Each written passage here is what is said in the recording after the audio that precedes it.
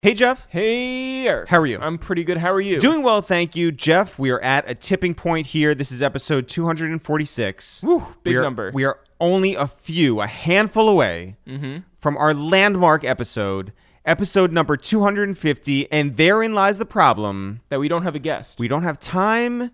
We don't have leads. We are in danger of having no guest for episode 250, and then what? And then, I don't know. Will people listen to an episode with just us? Yes. What if we stopped doing these podcasts at episode 249 and the big reveal is that the 250 was inside you the entire time? That's right. You being our listener, yeah. Do you think people go nuts for that? Do you think people would find it to be an issue? No, I think people love a metaphor. I think people love the ending of Sopranos, right? I did. I did too. So this is that. This is that. Guys, let us know who you want for episode 249 because that's it. That's the big announcement today. Yeah. Well, that and we have another podcast that we're doing. Oh, Two Jews and Two Black Dudes. Yeah, new episode. We reviewed Green Book with Styles and Chic and Jadakiss all in the studio. And it's a great episode. And people are like, why is this not downloading to my phone? I haven't seen it. I'll tell you why. Tell them, Jeff. Because you haven't subscribed to Two Jews and Two Black Dudes review the movies. That is on its separate feed. This is like when like people are like, hey, my computer's not working. It's like, oh, you got to turn it on. Guys, real simple solution. 2 different podcasts. This is a waste of time with It's the Real. The other one is a spinoff. It's called Two Jews and Two Black Dudes Review the Movies. Go subscribe over there. We've been telling you to do that. It's not our fault. No. Is it? Well, yes. Okay, it's our fault. I think if we were better at telling people to do things, they would do it. Well, here's something that I would like people to do. Okay. And I swear to God, I'm not jealous of any other podcast in any way. Not one? What about, like, Mark Maron? I am not. Not his mustache? I promise you I'm not jealous of his mustache. Of his 1,000 episodes that he just did? Jeff, I'm not jealous of the episodes, the cats, nothing. What about the Netflix series that he's on about the women wrestlers? Glow, I'm not jealous of that. No. Okay. I love it. I'm not jealous of it. Are you jealous of the Bodega Boys? I am not. Neither one. I'm fine with both of them individually and together. Oh, wow. What about Charlie and Mac? Who were Charlie and Mac? Those are Deez's pets. Oh no, I'm not. I'm not jealous of them, but shout out to them. You know the pet names? Yeah, I don't. You are Real Hive. My God. I don't know Marrow's children's names. Maybe I'm jealous of that fact. Are you jealous of Marrow's children? Yeah. Yes, but not for their podcasting abilities. No. All right. What about Joe Budden's podcast? The Joe Budden's podcast. Here's the one thing that I'm jealous of. I'm jealous of the fact that Joe Budden has Joe Budden fits. And I don't know like what the genesis of that is beyond like him having just outrageous and ill-fitting outfits, just sweatpants and vests and hats and capes. Now you're just saying words. And fedoras, feathers. I'm not jealous of them. I'm just I wish we had one. I wish we had ItsTheReal. A style Instagram based what? Off of us where they would just tear us apart. No, it doesn't necessarily have to be about our outfits per se. You just like the pun. I like, you like ItsTheReal. Do something with that. Photoshop us like baby on baby. Just put us in different environments. ItsTheReal. Or maybe you don't like that. I don't. Okay, keep going. Maybe you don't understand it. Yeah, that's where I'm going with it. Make us Irish. ItsTheReal. And add Rory. FITZ. The real. So ItsTheReal. It's us and Rory McNasty. Mm-hmm, yep. Irish McNasty. That's the one. Irish McRory. That's the one. And Drunky Mix Irish. Right. And ItsTheReal. ItsTheReal. You guys do it. I don't know. Get creative. Own that. Go get verified. And, just give a little life to your old friends over here at ItsTheReal. Yeah. But that's it. I'm not jealous of anyone. Okay. What about... What other podcasts? Yeah, you don't listen to podcasts. I don't listen to podcasts, but they're like... Maybe I'm jealous of you for that. There's like thousands of podcasts. Everybody love have podcasts. a podcast. I'm jealous of Conan O'Brien for getting Michelle Obama on the podcast. Did he really? He did, yeah. Oh, I would listen to that. Maybe. Yeah, I only because we tried to get the first lady for the for 250. Yeah, for 249. Well, she wasn't big enough. No, I'm gonna be honest. We didn't get Michelle Obama, and we didn't get Melania Trump. We got fake Melania on the podcast. Wouldn't that be something? That'd be so good. Wait, fake Melania, cat guy, and fake Melania. Guys, we're not going to have a 250th episode. It's over. That's fine. Yeah, because the 250th episode was us the entire time. I mean, it was you, you, the proverbial you. Yeah, that's right. It was one. It was you. 250 was one. 250 was a metaphor. You know, I don't know, Jeff. What do we do now? The train is off the rails. We could talk about. I've been buying awards for my room to make you feel better. Well, basically. I like talk about metaphors. Yeah, my new thing is I've been buying trophies that I never won. So like bowling, like from the 70s. Like I like the idea of my aesthetic now is a bunch of trophies. You had an empty shelf, and you thought, let me fill it with other people's winnings, right? Yep. Well, but I thought it was funny. You're making it seem sad. No. I think it seem like. I think it looks great. I think it plays great. I just want to give people the full picture, all the context. You have an empty shelf, and you're filling it up with other people's possessions with sadness. No. The only thing sad is that they're not like number one trophies. You want to that's get like the funny thing. Number two. No, I get that it's funny, Jeff. You're making it seem. I'm not making it seem anything. You're the one who's buying these second place trophies. I just want people out there to know I'm not that sad. I'm just telling the truth. I think it's funny to buy trophies that I never won. How sad is Jeff? Have you listened to the Juice WRLD? Oh man. Yeah. Have you listened to the Juice WRLD album? First of all, yes. Have you listened to Fall Out Boy? Yes. Yeah. Have you listened to like AFI? Yes. Oh, see now. I've gone down like a real bad path. AFI is like 5th place. Jeff, who's on the podcast today? We have fake Melania. Not fake Melania. We have the real DJ Megan Ryte. You know her from Hot 97. You know her from the Heavy Hitters. You know her from Interscope. She's got a couple songs out and an album on the way. And Megan is the truth. She has lived a lot of lives. Yeah, like this is one of those episodes where you know somebody for one thing just from being around. Yeah. And then you actually dive into their story and you're just like, oh, wow. Like you've taken a lot of different turns and speed bumps and like, you know. Yeah, I don't want to get into all the details because I feel this is something when you peel back the different layers, you're like, oh my God, I can't believe there's more. But she's overcome a lot. Yeah. So much. And to be such a beautiful spirit and come in here and tell her story in full candor with no hesitation is really remarkable. And that she's achieved so much is even more. Shout out to her. Shout out to DJ Enuff. And shout out to Vince from the Heavy Hitters. Shout out to all the Heavy Hitters. We'll see you at the retreat this year. Ooh, Dominican Republic. And or Poconos. Where do they have it? I'm not even sure anymore. Maybe here. They love the apartment that much. I'm trying to remember where the song Aruba, Jamaica. Ooh, I want to take you to the. Oh, Kokomo. Kokomo is different than Poconos. Is it in Kokomo? No, but I was just like, wait, why was Poconos in that song? Jeff, when do you want to get into it? Right now. Yo, what up? It's Eric, a.k.a. Canada Goose, a.k.a. Just Touched Down. Yo, what up? It's Jeff, a.k.a. Alone With My Thoughts, a.k.a. Pimp Travert. And now it's my turn? I get to do this? You get to do this. Yo, what up? It's DJ Megan Ryte, and I'm just happy to be here. Yeah, it's your third favorite podcast, The Waste Time with It's The Real. Megan, what's happening? What's going on? Yo. Sorry we're a little late, but it's Enuff's fault. You know what? Podcasts are forever. Yeah. You're never late, okay? Wow. Perfect. Yeah, I know. Perfect. How about that? Perfect. You are the kindest person that we know. And that's before we found out that you said you would put this over anything else. I would. Enuff hit us up yesterday and said this is bigger to her than Oprah. It is. And Seriously. that doesn't compute with us. He was late today getting me, and I literally called him. He had a very important meeting. I won't say what, but it was super. Just think about someone super famous, like award-winning famous, legend that he was meeting with. And I'm like, if you don't hurry up, I'm going to leave because you're making me late. Right.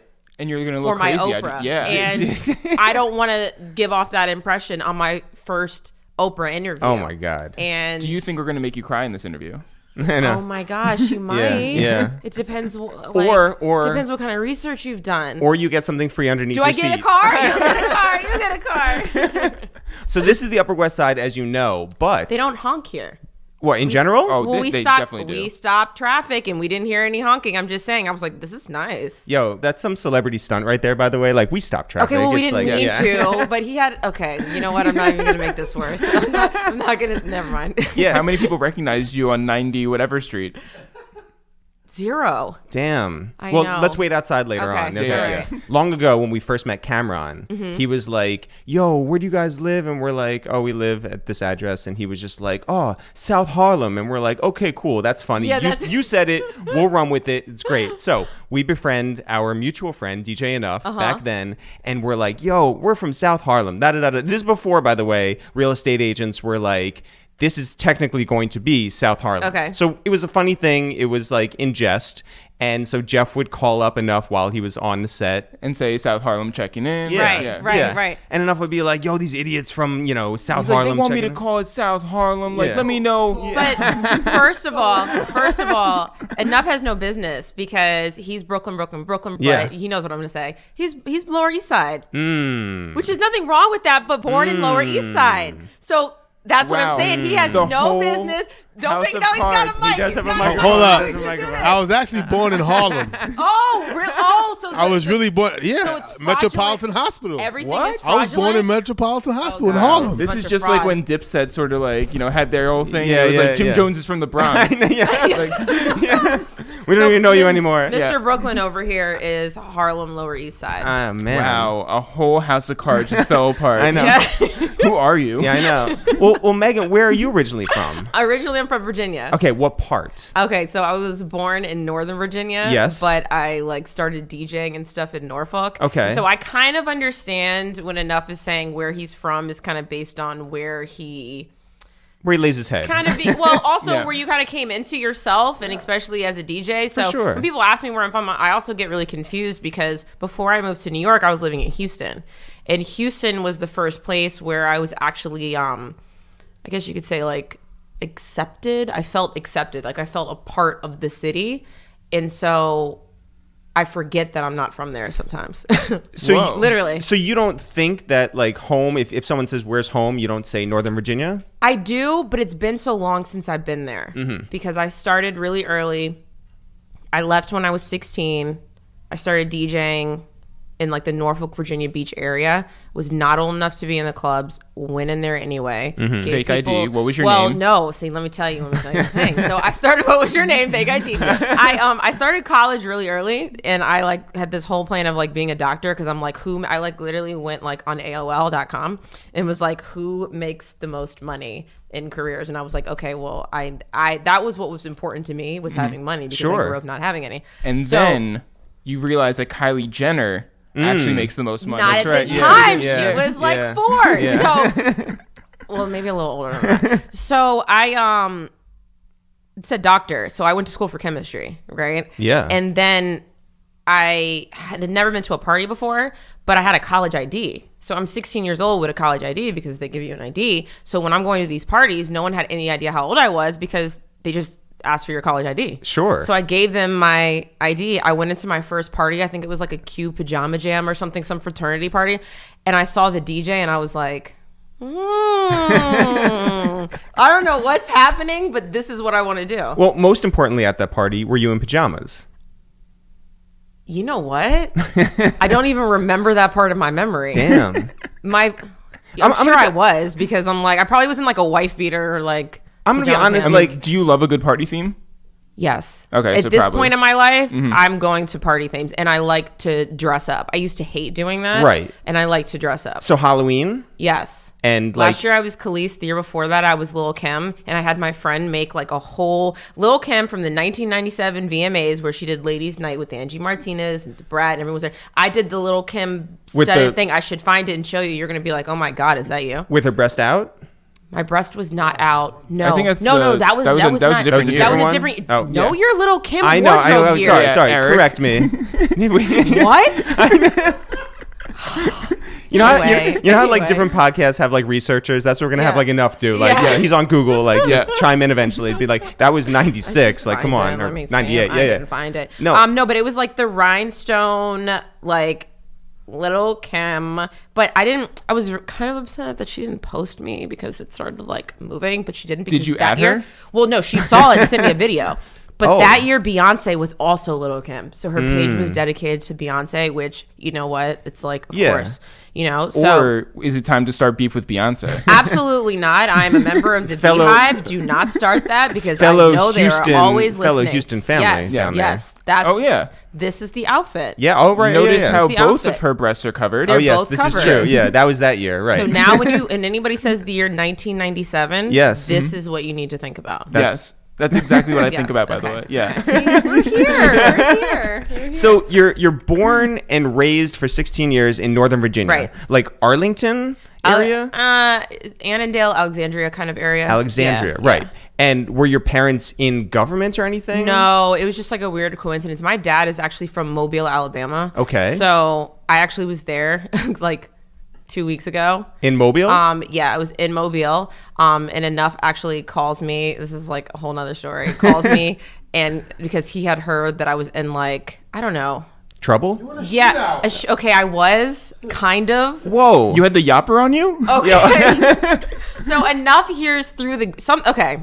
yeah. Step back, step back, step back, step back. So in Mobile, but he hears that I'm in like a drive-by or something and is calling me and I'm sleeping because I had been up all night like dealing with the situation. Yeah. And yeah, so then I call him. I'm like, I'm fine, but this is what happened. By the way, I'm always the person that calls and goes, I'm fine. Let me tell you what happened. Yeah, he's shaking his head. So I was in Mobile, Mardi Gras. It's a big thing, Mobile. Yeah. And people think Mardi Gras, they think New Orleans, but Mobile was actually the place where it originated. So I wanted to link with some artists out there who I did mixtapes with. I did some mixtape projects with OMB Peasy and Neff the Pharaoh. Awesome. So I linked with them, and Peasy was actually shooting a music video with Lil Boosie.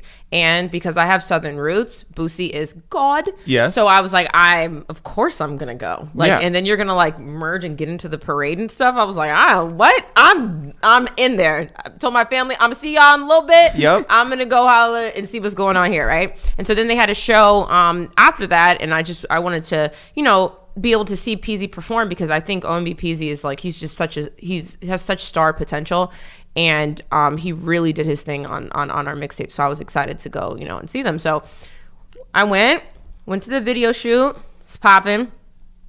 We was around the corner from my grandma's house. A lot of was going on. It was good. Everything was good.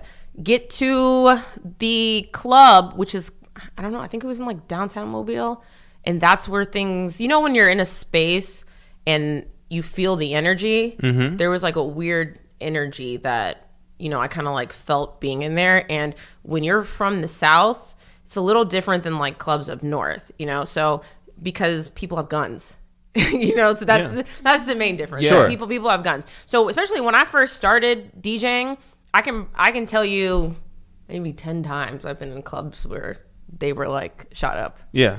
But it became like, okay, this is a thing. Like, we're just like, this is, I'll never forget I was doing this one club one time and people started shooting and then I was like, oh, shit, I got to get out of here. This just, I got like pushed up against the wall. I leave, I come back and all my equipment is gone. Someone Damn. stole my equipment and I'm like, what the, like hard drive, like everything was gone. That's But terrible. that was kind of, it was like awful. And Yeah. then it's like, I just had started DJing. So it's like, you have to, now I've got to get a new computer and now I got to get all this stuff. And I'm like, how am I going to do And this? I got shot I at. know, But yeah, see, you that's were the alive. thing. You were My alive. brain didn't even think that. My brain was like, my stuff is gone. I got a DJ next week. Like, what the heck? Like, so then when you move to different parts of the country, like I've lived in a lot of different parts. I went from Virginia to, let's see, where did I go? Now I'm confused. I went from Virginia to Miami to West Palm Beach to DC to Houston to New York.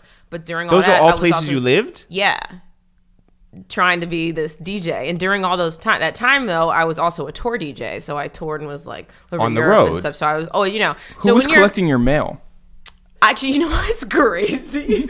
What's crazy? Like Nobody. I don't even know. Like I'm sure it got sent back, and now it's like I don't. Now it's out of habit. I'm wondering if like somebody like is looking for me, or now it's like online. But Yeah. I could have stuff anywhere, like in all of these different states, just like.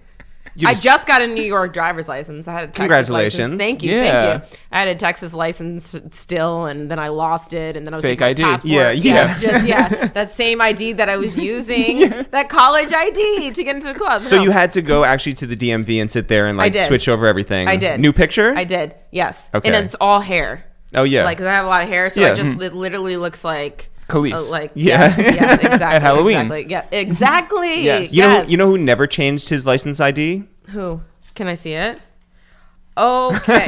So how could you not change this? By the way, I'm a this child. is amazing. How does he get on a flight is the question. Well, I have to. It's gonna Expires in 2023, I think, right? Or 21. Yeah. Enough. Please look at this. Have you seen this?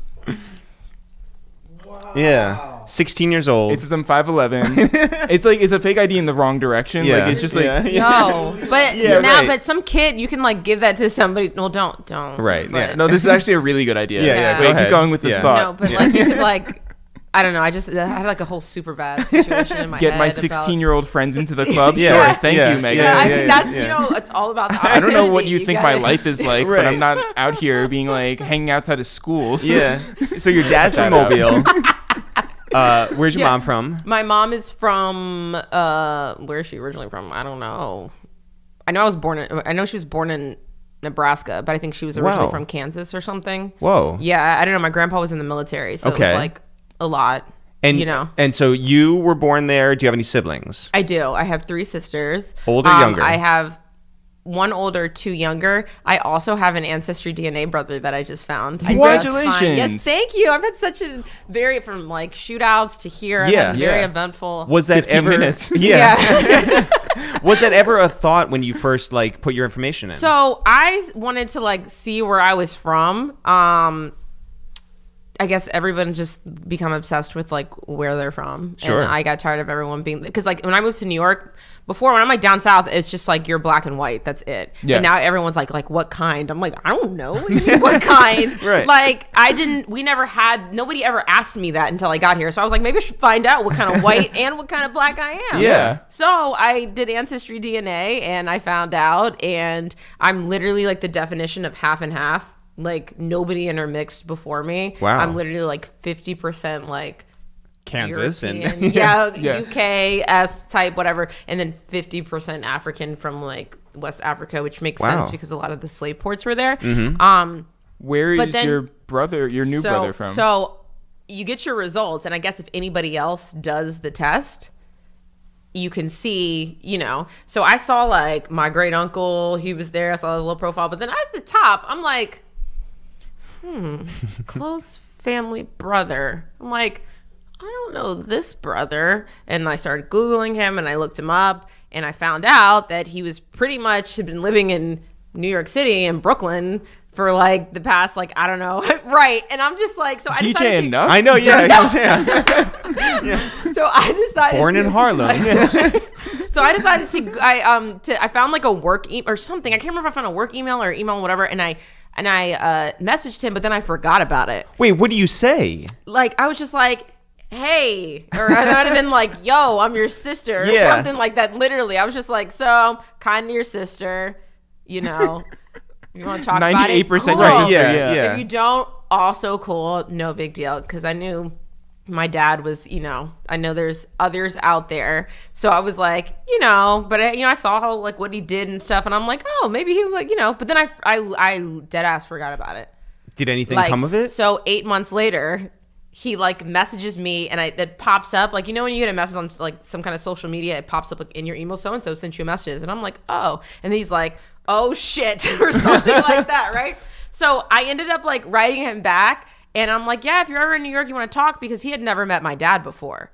Wow. And my dad passed away, right? So I was like, if you want to talk, whatever. I was like, I'm in Soho right now. He was like, me too. And I'm like, wait, you too? He was literally, I was at Lore Fish Bar, and he was right next door. What? And he walked over, and then we took this picture. I'm going to show you this picture. Well, So yeah, be careful if you do Ancestry DNA. You might not be ready for like what could possibly happen. Are you guys He's friends now? Yeah. Oh, that's it was. good. I'm not gonna lie. I mean, they're siblings. No, Yeah, I know but- that, but I mean, you don't have to like them. it was That's a true. little. It was a little. Don't I know that?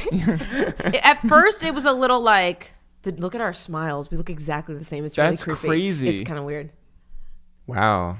That's awesome. Yeah. So yeah, he's super cool. So I like filled him in, you know. Yeah. And he was like, yeah, so I told some people you were my sister, and they're like, Megan Ryte's your sister? And I'm like, oh, I'm not, you know. And he didn't like.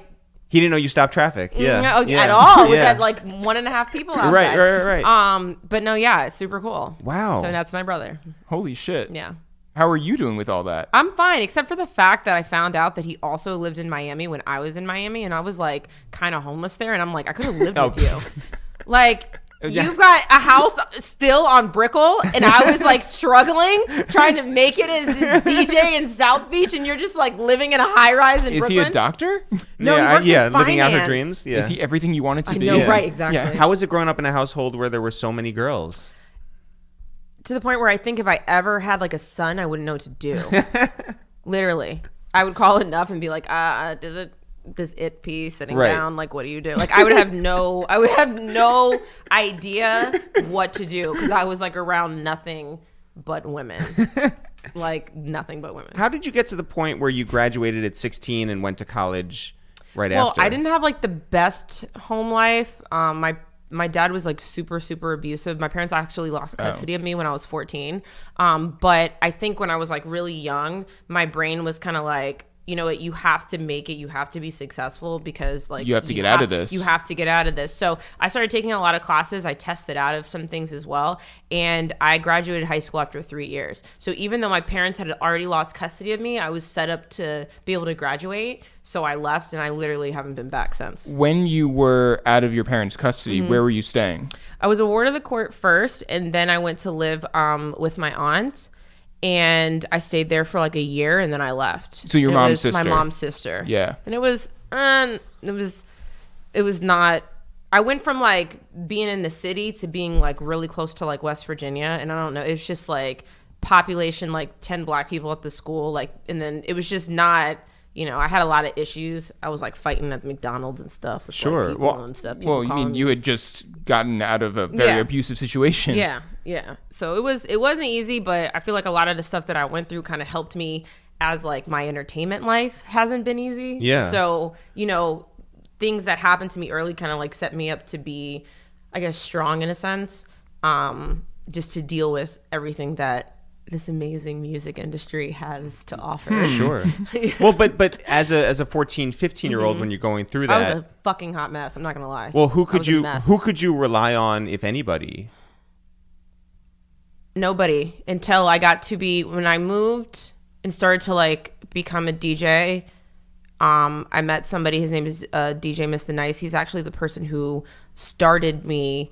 Like, I don't really think anybody teaches you how to DJ, but there are people that you're around that kind of mold you and make sure you're doing things a certain way. So he wasn't the first person that ever like was like, here are some turntables, but he like really molded me as a DJ, and he literally became my brother. So it's like, I'll have a habit of saying that's my brother, and then like, oh, my aunt, you know what I'm saying? Then like your actual brother. Because he's literally my brother. And it was Yeah. really cool, because when I actually got the job at Hot 97 and we were doing like the guest mixes and stuff, I hit Enuff and I was like, I'm not in a place where I can pay him back yet, but I know he would love to DJ Wow. and do like the throwback mix at noon. So can we set it up? Because Wow. like he literally was the person that I had from being like, I'm super young, I'm a teenager, I'm trying to like do my thing, and I'm sure I was probably fucking terrible too, like At DJing. I'm sure, like, but I literally 2 weeks after I started, I was trying to get into clubs because I needed money. Sure. So it's like I was by myself. Like, I'm in college, but I was independent. So I'm like, you know how like when you go to school and you're trying to get like scholarships or loans or whatever the situation out, I was like filed under like independent because I was a ward of the court. So I'm like, I have to pay for things. Like, I don't have any money. So if DJing, if I'm also going to do this, I have to figure out how to make money from doing this as soon as possible. And so I'm like in clubs, I'm like burning CDs of like my little mixes and like just going to clubs like, hi, I'm a DJ, can you let me DJ? And they're looking at me like, oh, okay. Like, sure. And I'm like 17 years old trying to dress myself up, probably trying to put lipstick on and just like look like I'm a little bit older so people will give me that opportunity. But the biggest problem I had was my music knowledge back then. Because I was so young, because hip hop and stuff was not allowed in my house, I didn't know a lot of it. And the problem with that, when you're trying to be a DJ, it's a big problem. Sure. And not only that, it's like I started to know, the era and stuff that was coming out at that moment, but I didn't understand any like old school stuff because I didn't grow up around it. So Mr. Nice did a lot of like, I guess you could say like the 25 and up party. So if you're 21, you're going to a 21 party, you're going 21 and up. If you're going to a party that's labeled 25 and up, you're literally like 35, 40 and up, and you're going for the reason of hearing classic music. Like, right. That's what you're going for. So he DJ'd a lot of those parties, which are honestly the funnest parties anyway, because people are just like, they're dancing, they're going crazy. But you have to know your music. Yeah. And so I would open up for him at these parties. And it would be like, I can clearly picture this one club. It was called Aqua Lounge that I was DJing at. He's DJing, and he's like, go ahead, now you go, right? And I play one song and everybody leaves the dance floor. And I'm like, and then he looks at me and walks away. And so I'm in tears. Like I'm crying. I'm like, and nobody is on the floor. Everyone's just standing around with their drinks just looking at me. And I'm like, this is a disaster. So I had to learn like. Wait, what song was it? I think it was Cassie, Me and You. Wow. Which, by the way, is a bop. Which it is. Yeah, but they didn't not care. right for that room. Right, No, right, they didn't right. care. And No. they were Yeah. like, really? This Right. is what, like, after what he just did, this is what you're going to play. And I'm like, me and you. Nah, but, but well, I had to do, I literally opened up for him for like 2 years before I did my first club on my own. And what it taught me was to know the difference between just because a song comes out during a certain year, which song is like the dreams and nightmares, Yeah. and which is just like A this song. is cool. Yeah. So I would play things in the wrong order. People would be like, and then I started to learn. And so now it's like all I want to do is classic and throwback stuff. Like I'm like, I'll do it. People will be trying to run from that. I'm like, I'll do it. Like, Yeah. because I feel like it's a story and stuff that you're going on, 14, 15, 16, 17, not the most smooth years Right, for no. you. But you have it in your head that you're going to like take yourself in the direction that you want to go, right? Right. So you think that it's going to be a doctor. Mm-hmm. You find DJing. Mm-hmm. How do you like throw your entirety into that? Like, how do you? I make my chemistry teacher's Earth, Wind, and Fire mixtapes, and I go on tour. With whom? Literally. Earth, Wind, and Fire, by the way, that sounds like earth science. Yeah. It does. You get it. It's a good. Yeah. It's an above 25, party in here right now. It's 25 and up. But, we're Yeah. there. Yeah. So, well, I don't know about you if you're your ID.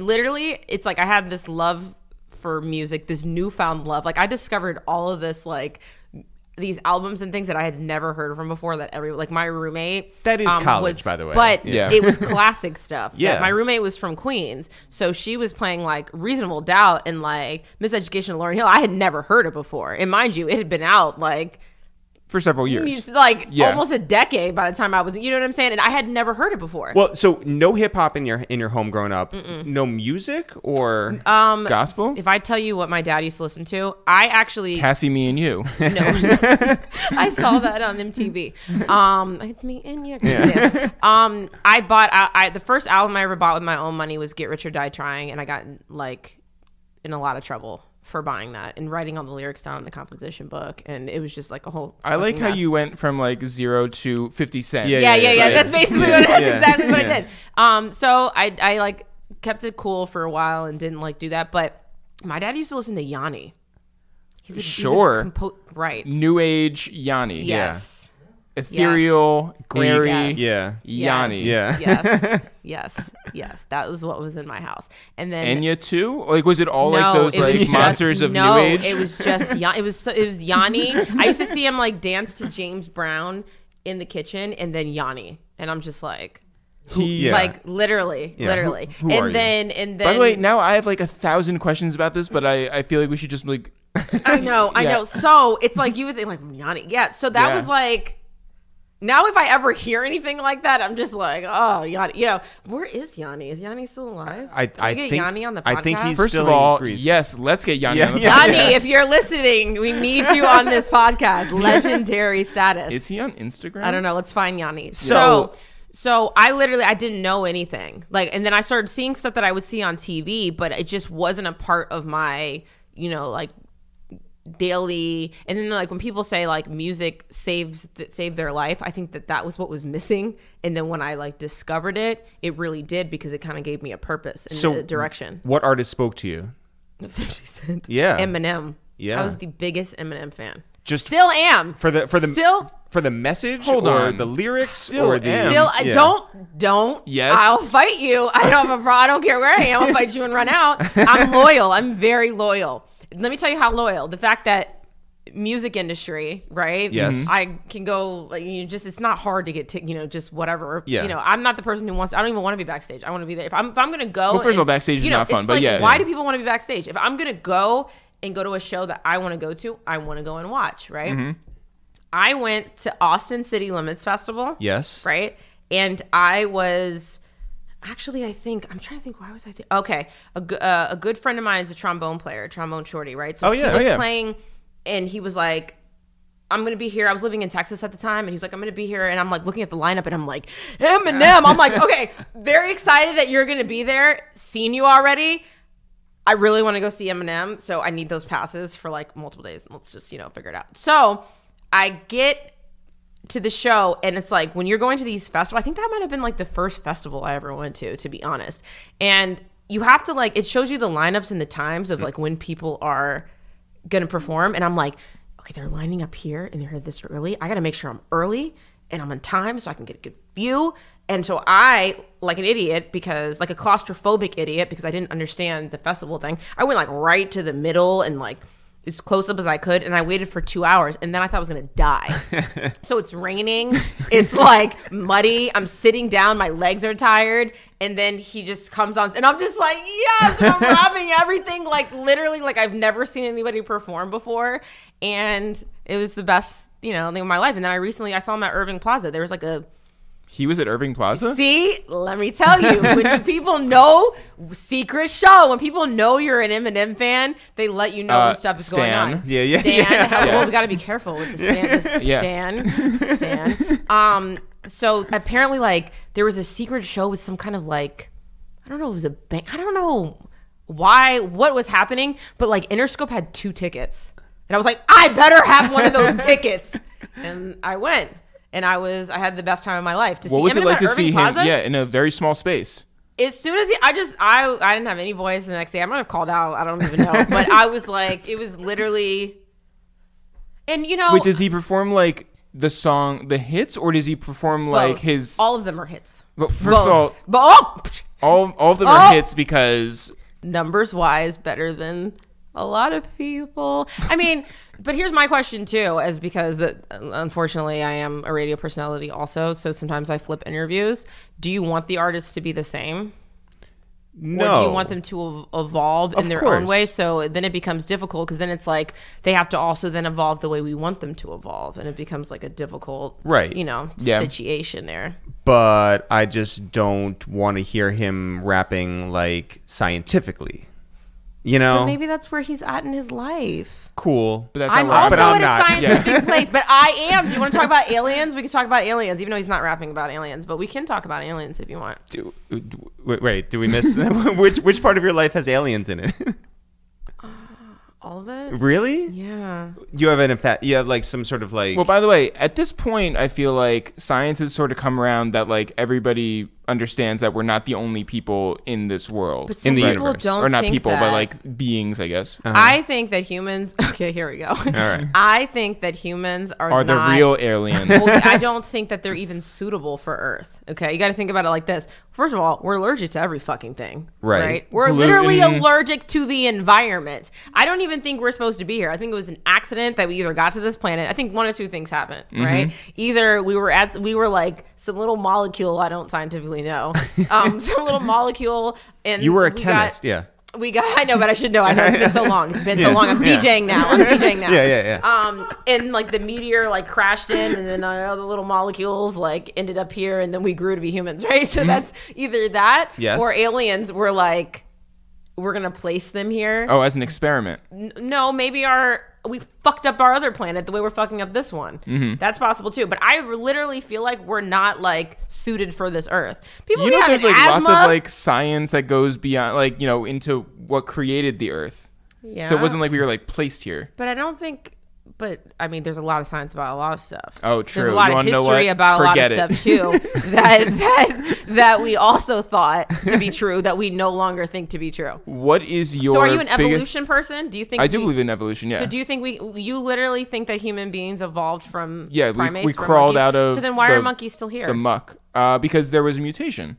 So you think some did and some didn't, and it's the same thing with everything. So, but what about people or the scientific thing that Homo sapiens and Neanderthals, those are two completely separate things? Again, because there was a mutation. So there's lots of mutations. So we were monkeys, and then some of us mutated, and some of us just remain monkeys. Yes. But I thought it's like you solved it. Yeah. No, we solved it right here. No. You believe in evolution too. I do. Clearly, I do. if Eminem started in one place and he ended up in another. I don't like you. By the way, I love a certain portion of Eminem's career. Right. Revere it. Like, there's mixtape tracks that, like, when he did against Benzino. Yeah, like a lot of Green Lantern stuff. Like, we like can still listen to that. Right. The newer stuff Cannot even get through a track. Yeah. Just being honest. It was really great. I know. hanging Yeah. out with So you. I know. yeah, so that I'll was talk fun. to you later. No, but I understand that. Sure. I still try to give.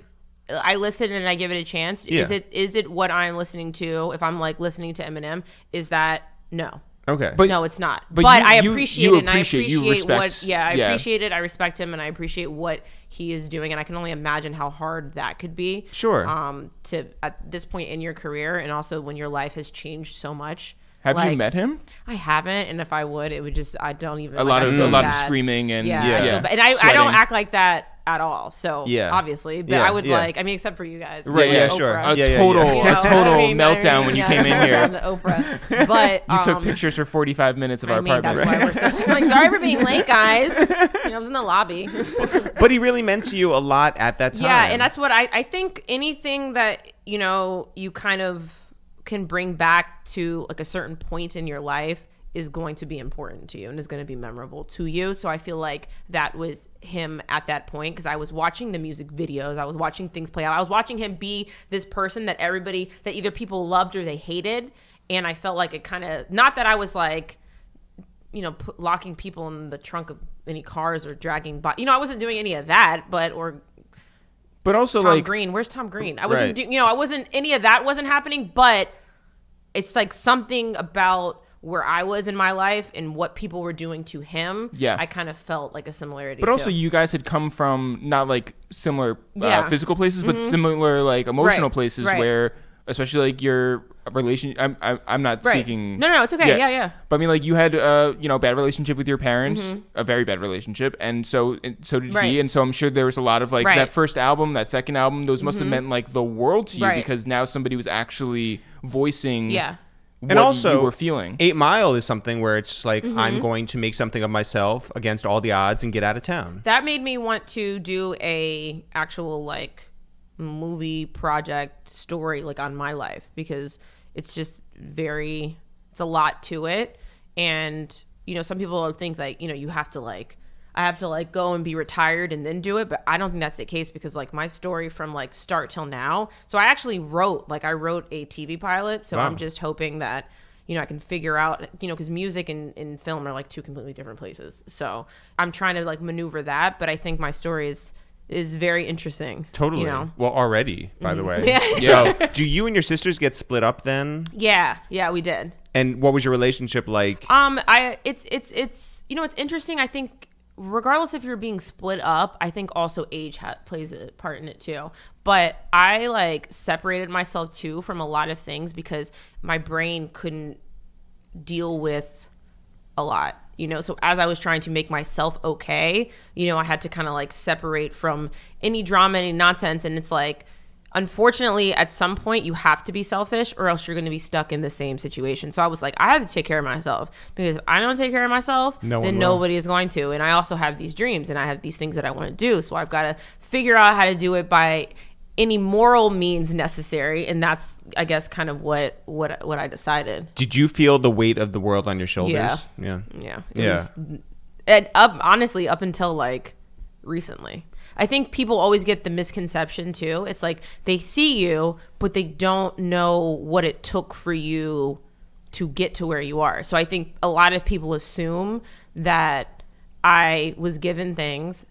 People assume, you know, that there's certain things that I must not know how to do. People have done it for me, which is like I do everything, like literally everything, because I had to. Because if I couldn't, I wouldn't be able to succeed, because I feel like I was always coming from a negative. Like I never was like up on a good spot and then it's like I've got a leg up. I feel like I was always 5 steps behind everybody, and then I had to catch up, and then by the time I caught up, it's time for me to do something else. Well, you know? But on that same token, like if you're doing everything yourself, how are you when people reach out to try and give help? Are you like accepting of that, or is that like a harder thing for you?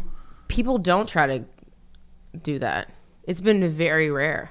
It's been very rare. I feel like, you know, a lot of the times too, I would be in more situations where people were actually doing the opposite to like try to make it more difficult. And I don't know if it's, you know, I look at things differently now than I did before. Like I used to be like, oh my God, like what the fuck? And then now I think like if certain things didn't happen the way they did, like I would not, there's no way that I would be for sure in this situation that I am now and also able to deal with it. So it's like, started DJing in Virginia.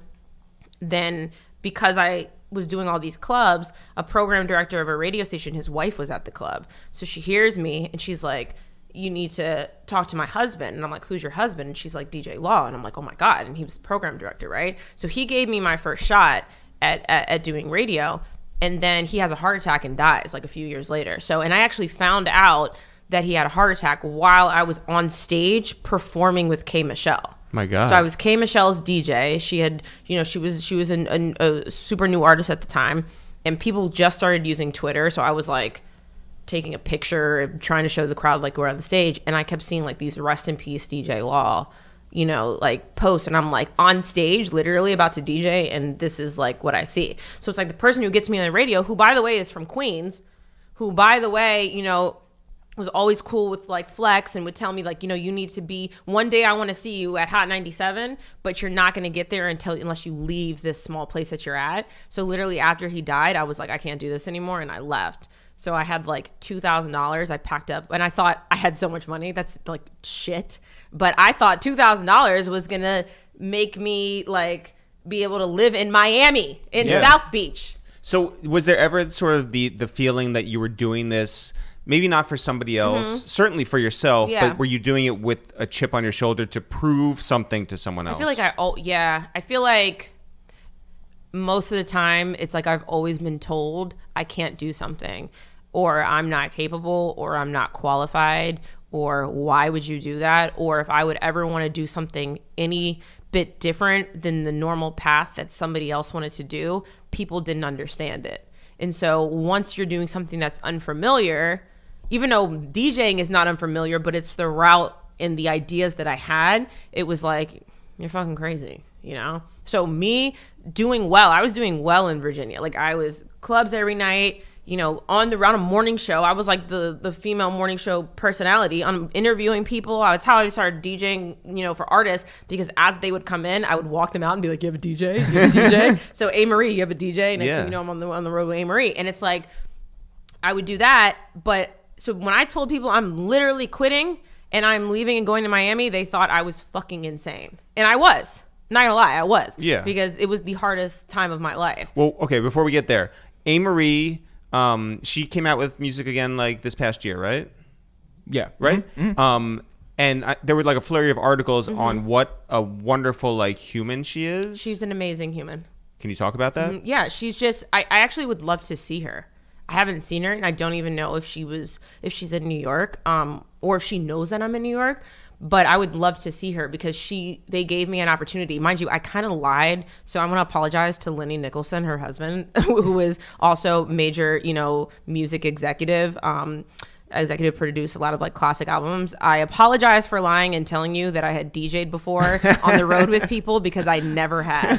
So I literally walked them out, and I was like, does she have a DJ? And he was like, you know, it'd be super cool if we had like a woman, you know, DJ. He was like, you know, you done this before? And I'm like, never. And then I'm thrust into like Wendy Williams and BET and all these radio shows. But I was like, if I can pretend like I know what I'm doing, nobody else is going to know that I don't know. And I learned that because I used to be afraid to talk on the mic. As much as you hear me talking now. Yeah. At the club, you couldn't even get me to say last call for alcohol. Wow. I was so afraid. I'd be like, oh, you know, but then because I did it one time and my voice was so like scratchy and whatever. And I heard somebody saying, yeah, this is a good party, but DJ, don't get on the fucking mic, you know? And I was like, no, I can't do this. So, but then I realized if I like, have like as a DJ you have to have presence and you have to have command because you have to be able to say something. If you say put your hands up and nobody moves, something is not connecting, right? So I had to learn how to have command, and I was like, the only way I'm gonna be able to do this is if I try, and in order to try I have to pretend like I know what I'm doing. So once I like mastered that, I just pretended like I knew how to do shit that I wasn't qualified for, and I've been doing that for like 10 years now. So I was like, yeah, I'm sure I've done this. Yeah, I'll put, not only that, I will music direct and put together her whole set. And I did. Wow. She's great though. She's so sweet. She's so nice. So for you, it's diving in the deep end. Yeah. Obviously, like you put in time at clubs, you'll get better the more you do it. Right. Did you also practice at home? Did you do anything in front of a mirror? I would do a bunch of, I mean, as far as mixing and stuff, I would, but no, it was like for mic stuff, it's like, you know, when I was trying to learn, because when I got to Miami and I went from morning shows to trying to get like an actual like shift on my own. It's a different conversation. So it's like, we can talk here, but imagine like you're talking by yourself. It's like you're driving the bus. How do you like start and open? So I would listen to the radio, and then when they would play like the intros of the song, I would try to like talk over it up until like it hits the post so I can try to do it, because that's like, I need a job. So it's like I was in Miami and I heard about like a job. There's a woman, her name's Terry Thomas, and she actually ended up hiring me later. She's a program director in Houston, but she had told me about a job, like a night position at 99 Jams, which is actually, I think Khaled started. Yeah. Like, that was his, that's the station that launched Khaled's career. Well, really the was person. it at 99 Jams? No, it wasn't. No, it was. But the person who launched DJ Khaled's career is sitting on the couch right now. Oh yeah, just for the record. No, but I that wasn't the station though. I messed it up. The reason I said 99 Jams is because Jill Strada, who is now at 99 Jams, was the program director at Power 96 at the time. So there was a night show opportunity, and I'm like, how do I get this woman to see my air check and get my air check? Because imagine how it's it's like number 11 market, and like how many people are sending in stuff. So here I go with my handy dandy CD burner that I've been burning all kinds of stuff on, which there's not even a thing anymore. I like did like an air check like on the computer, and I used some like old clips that I had taken. I like made like Wait, can you do it right now? Can I burn a CD here? No. I'd love to burn a CD-ROM. You don't have a CD-ROM drive. You have one. I would love to. I should have brought you guys a CD. Yes, that is exactly what you should have done. Do you want to postpone for another time? Yeah, we can. Yeah, don't worry. Next time I see you, I have a CD for you. Yeah. So I burned this little CD right with my air check, and I had like, I don't even know how much I had in my account. Maybe like nothing, like less than $100. And I know I needed to get a little bit of gas. I needed to get some food. And I needed to get this job. So I used the last little money that I had. I went to like a grocery store and I got flowers.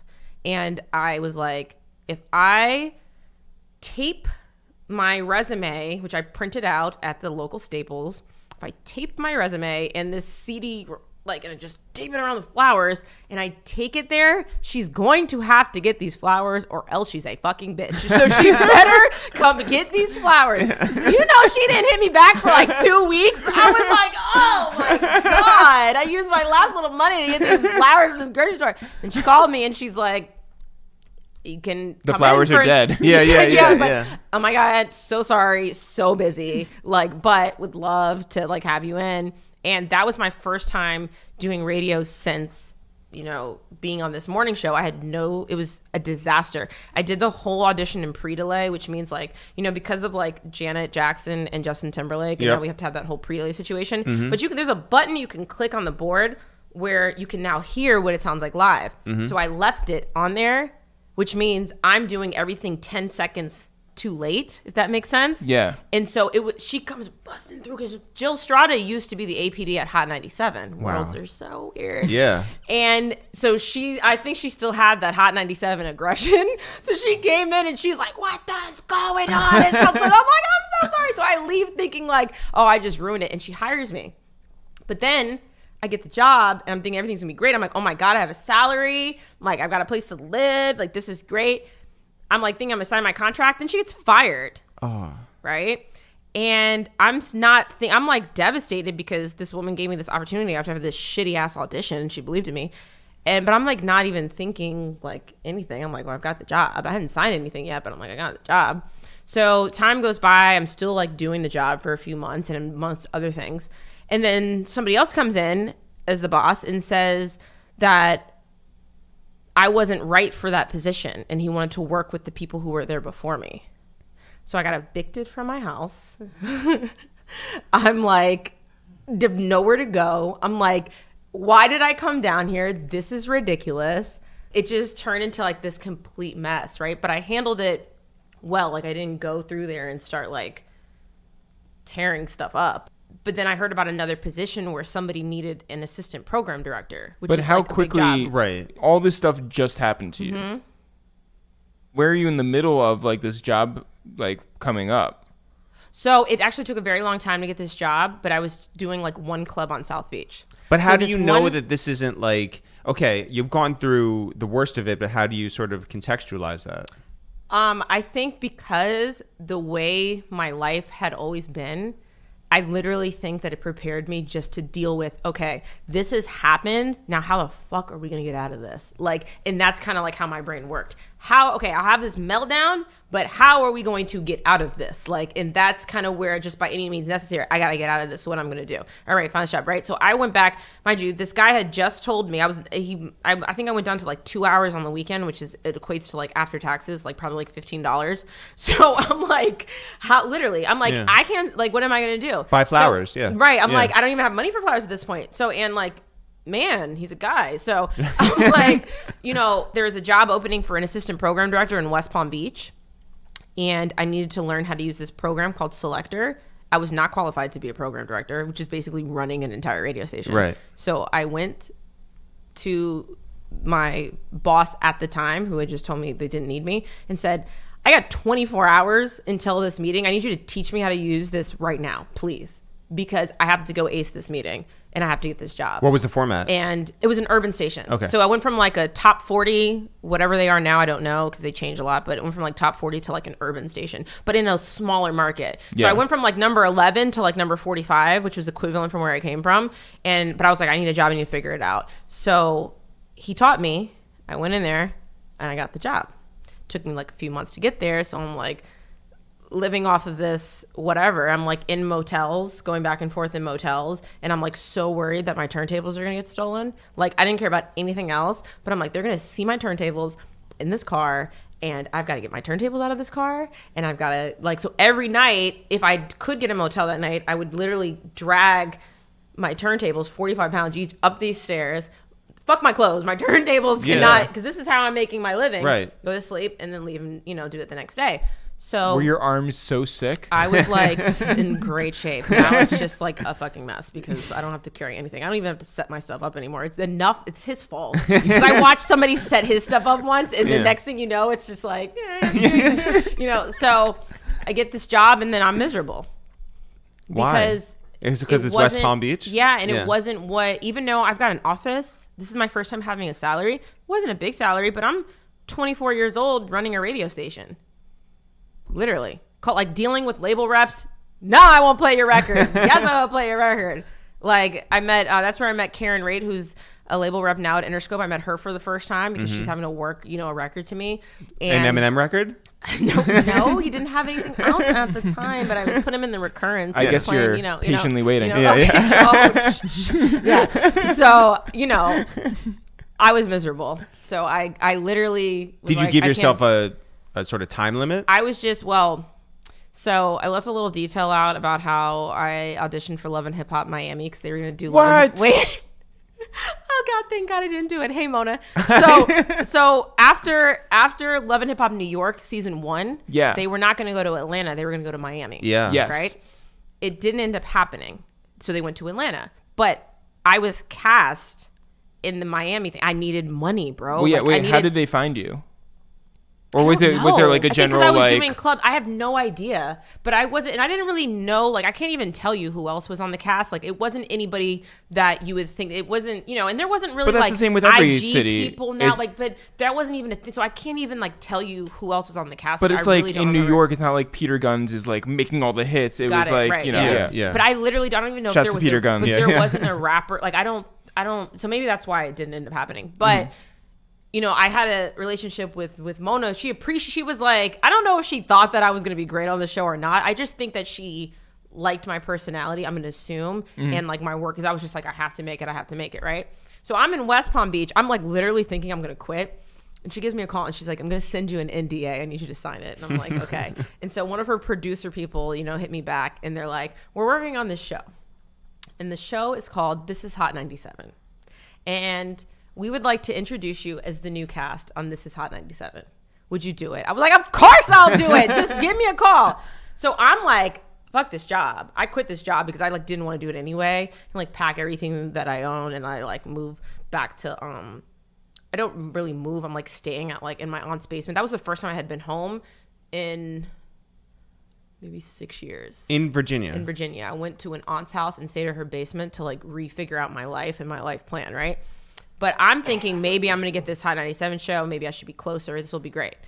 They called me back and said, Ebro doesn't know who the hell you are and doesn't want you messing up the chemistry and doesn't want you on the show. So now my brain is thinking, Ebro does not fucking like me, does not know, and I'm never going to work Ebro's here. not in touch with the streets of Right? West Palm like, Beach. You don't know what's going on in the streets of of Virginia, West Palm. Like, what the hell? So I took it really hard. I took it very personal, and I took it really hard. And I actually, when I first got to Hot 97, I was like, you said I would never be here. And of course, he has no recollection. Right. No, yeah, like, right. Zero. Like a crazy person just going up to him. Yeah. I was like, you said it, and I'm here now, 10-3. No, but he had no. He would also be like the type who would be like, well, you made it. Right, yeah. And he was. You're welcome. And Yeah. at the Good time, for he was you. program director. So, Yeah. you know, Yeah, and then yeah, I'm yeah, sure yeah. the show. But I get it. But it's funny because I've had conversations with Laura Stiles since then. And she was like, I remember when they brought it to us. Wow. And we were like, no, fuck that. We don't know her. And I'm like, but it could have been me. It would have been great. So here, it's like, I constantly think I'm about to get something and then my life falls apart. I'm about to get something and my life falls apart. So you're living at your aunt's it place. reminds me of the meme of like, you know, the guy with the diamond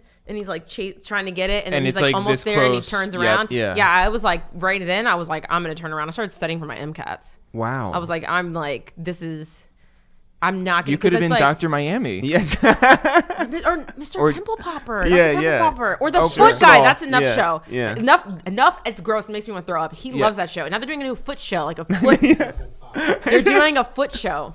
Yeah. Now you look at him differently. LES, do. Harlem. Well, yeah. Dr. Pimple Popper. Yeah. I feel like I've learned a lot about you Hard. today, Yeah. but I've also learned a lot about him. Yeah, Harlem, Yeah, baby. Yeah. Yeah.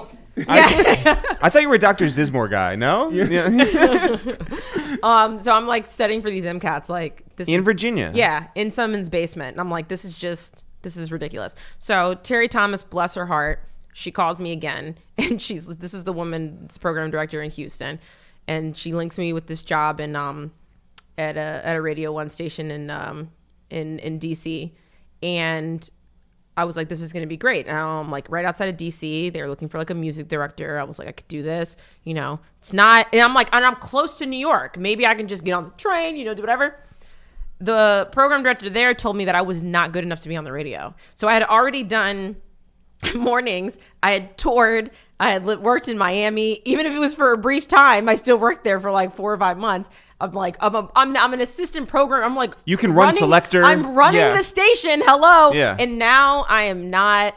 Oh, and by the way, while I was running the station, I was also the imaging director and the afternoon drive person. That's what happens. Were you the when only work in a person small- at this I know. radio? That's, Yeah. honestly, in smaller markets, that's how it is. Damn. That's how it is. So it's like people see, you know, they take advantage of where they are and don't realize that you could be like in West Palm Beach, and you Yeah. could be, or even a smaller market, and you could literally be the person setting up the tent and promotions and also doing the morning show, because that's just, they don't have the money like that. That's just how it is. Right. So when she told me I wasn't going to be on the radio, I'm like, that's it. I'm just done. I don't care. Was there any like reason, or was it just like, I don't know. I just think, because I see you now and I'm like, wow, you're very polished. You have a very good radio voice. And I don't think it was for lack of skill. I think it was for lack of, I don't think I was her choice.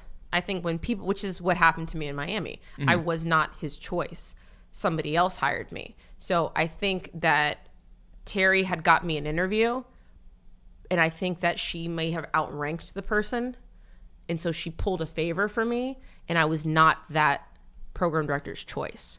So I don't think that she was going to make it easy. So I was answering, after already doing radio for, I don't know, let's see, 5 or 6 years, I was answering phone calls and taking requests, like writing down like requests, because, and I was like, I need to figure this out. So I was like, you know what?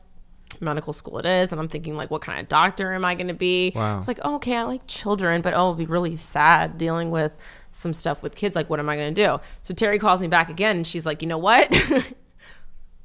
We've got a part-time job in Houston, and the cost of living in Houston is super cheap, which it was. My apartment was by the mall. It was super nice. It was $1,000 a month. And it was also, lovely. The food is great. If it doesn't work out, Houston is a big medical city. Yes, so, I know. So yes, really, there's gonna be a doctor there. Yeah. Yeah. So she's like, just come on down here, give you the part-time job, and then it's up to you. And I'm like, that's all you gotta tell me. I packed everything in that car again. The car died, by the way, when I got there. But I didn't even have enough money for a hotel, and I ended up getting one, but I drove 20 hours straight before I got a hotel, and then almost made it to Texas, and I was like, I'm gonna crash, and I went and I got a hotel.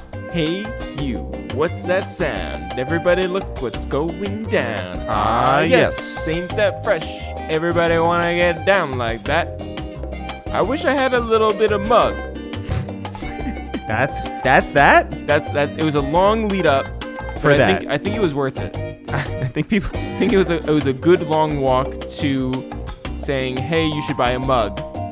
And I think everybody out there who's listening is the better for it. Yes. For anybody who skipped over that and pressed that fast forward button. Oh, you missed it. If you're just tuning in right now, Do you want me to do it again? go to itsthereal.com/shop and get yourself a mean mug today before they sell out. We're on the cusp of selling out, and you don't want to miss out on your mean mug. itsthereal.com/shop. Go there now. Hey, you, what's that sound? Everybody look what's going down. Yes, ain't that fresh? Everybody Megan Ryte on the cast. Was that one better? That's better. Okay. Do you have any really close friends at that point?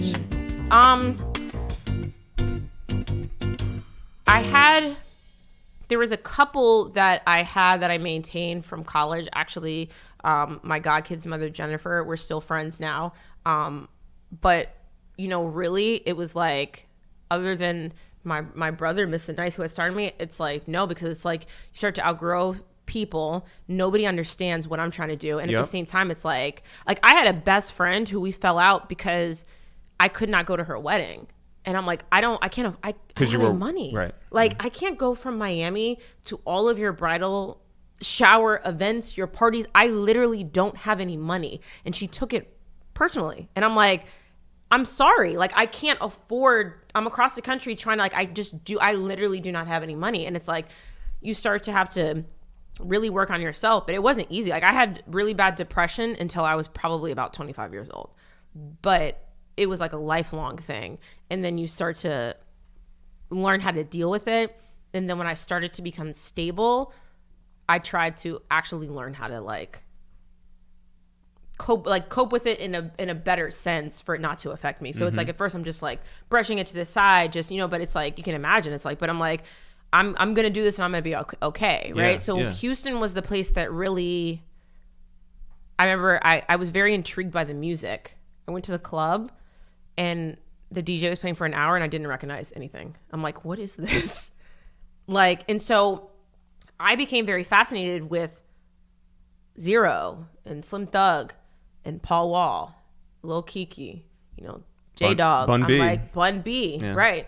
And I was able to bring that whole moment full circle at Summer Jam. But it's like, I was very fascinated by Kid Leon. Like I was like, I want to know more about this. So when I had my first chance to DJ, I was playing nothing but that. So imagine the DJs that are there, they're like, we hear this all the time. We want to play something else. So I'm playing nothing but this. And next thing you know, Slim Thug is tweeting me like, shout outs to so-and-so, like she's killing it. And so they were super supportive of me and what I was trying to do. And it was the first place where I ever felt like, oh, this is like a community. Genuine. Right. Yeah.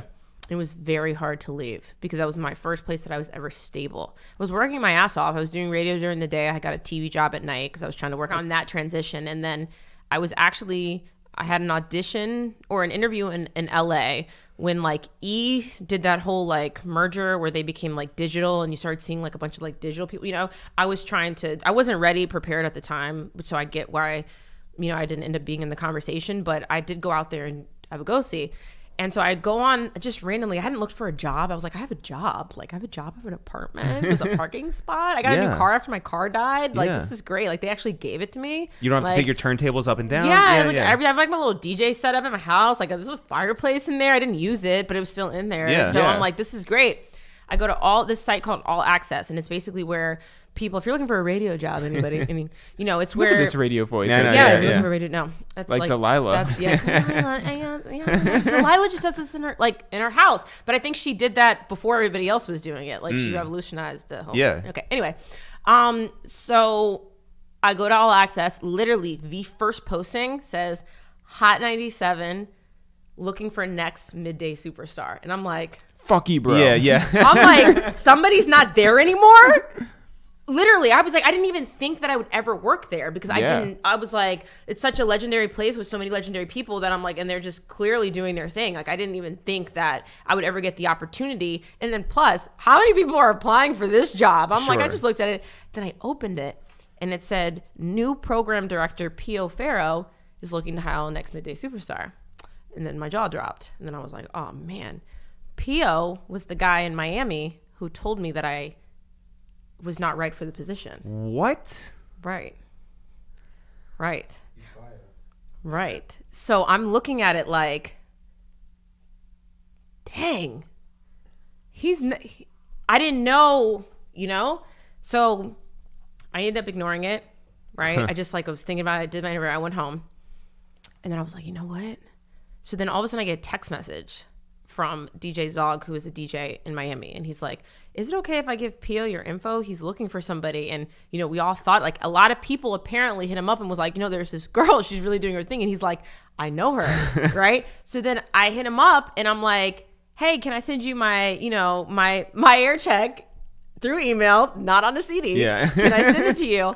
And he's like, yeah, send over ASAP.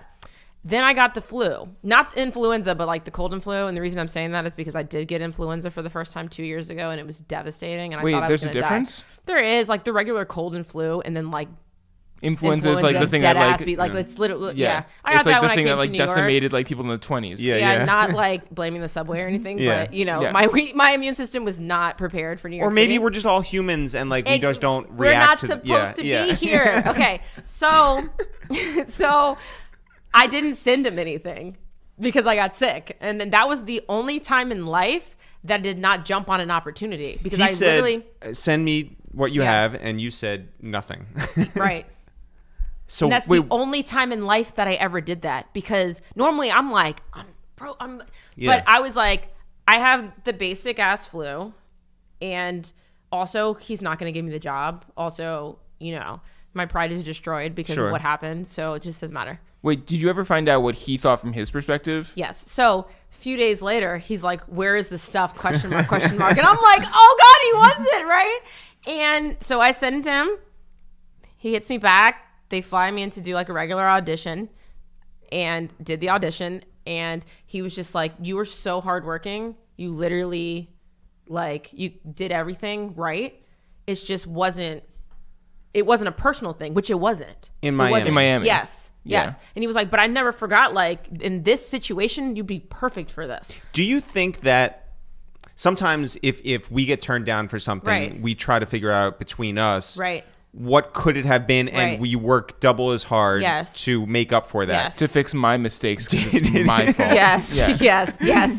Did you do that like in the course of your career from Miami to Virginia to I'm to sure, Houston? and I'm sure it was more than just that. Yeah. Mind you, that did lead me to like being evicted and stuff, but I'm sure that it was more than that because I'm used to people telling me no. I'm used to people acting like they don't know who I am. I'm used to people acting like they don't know where I come from, even if they do.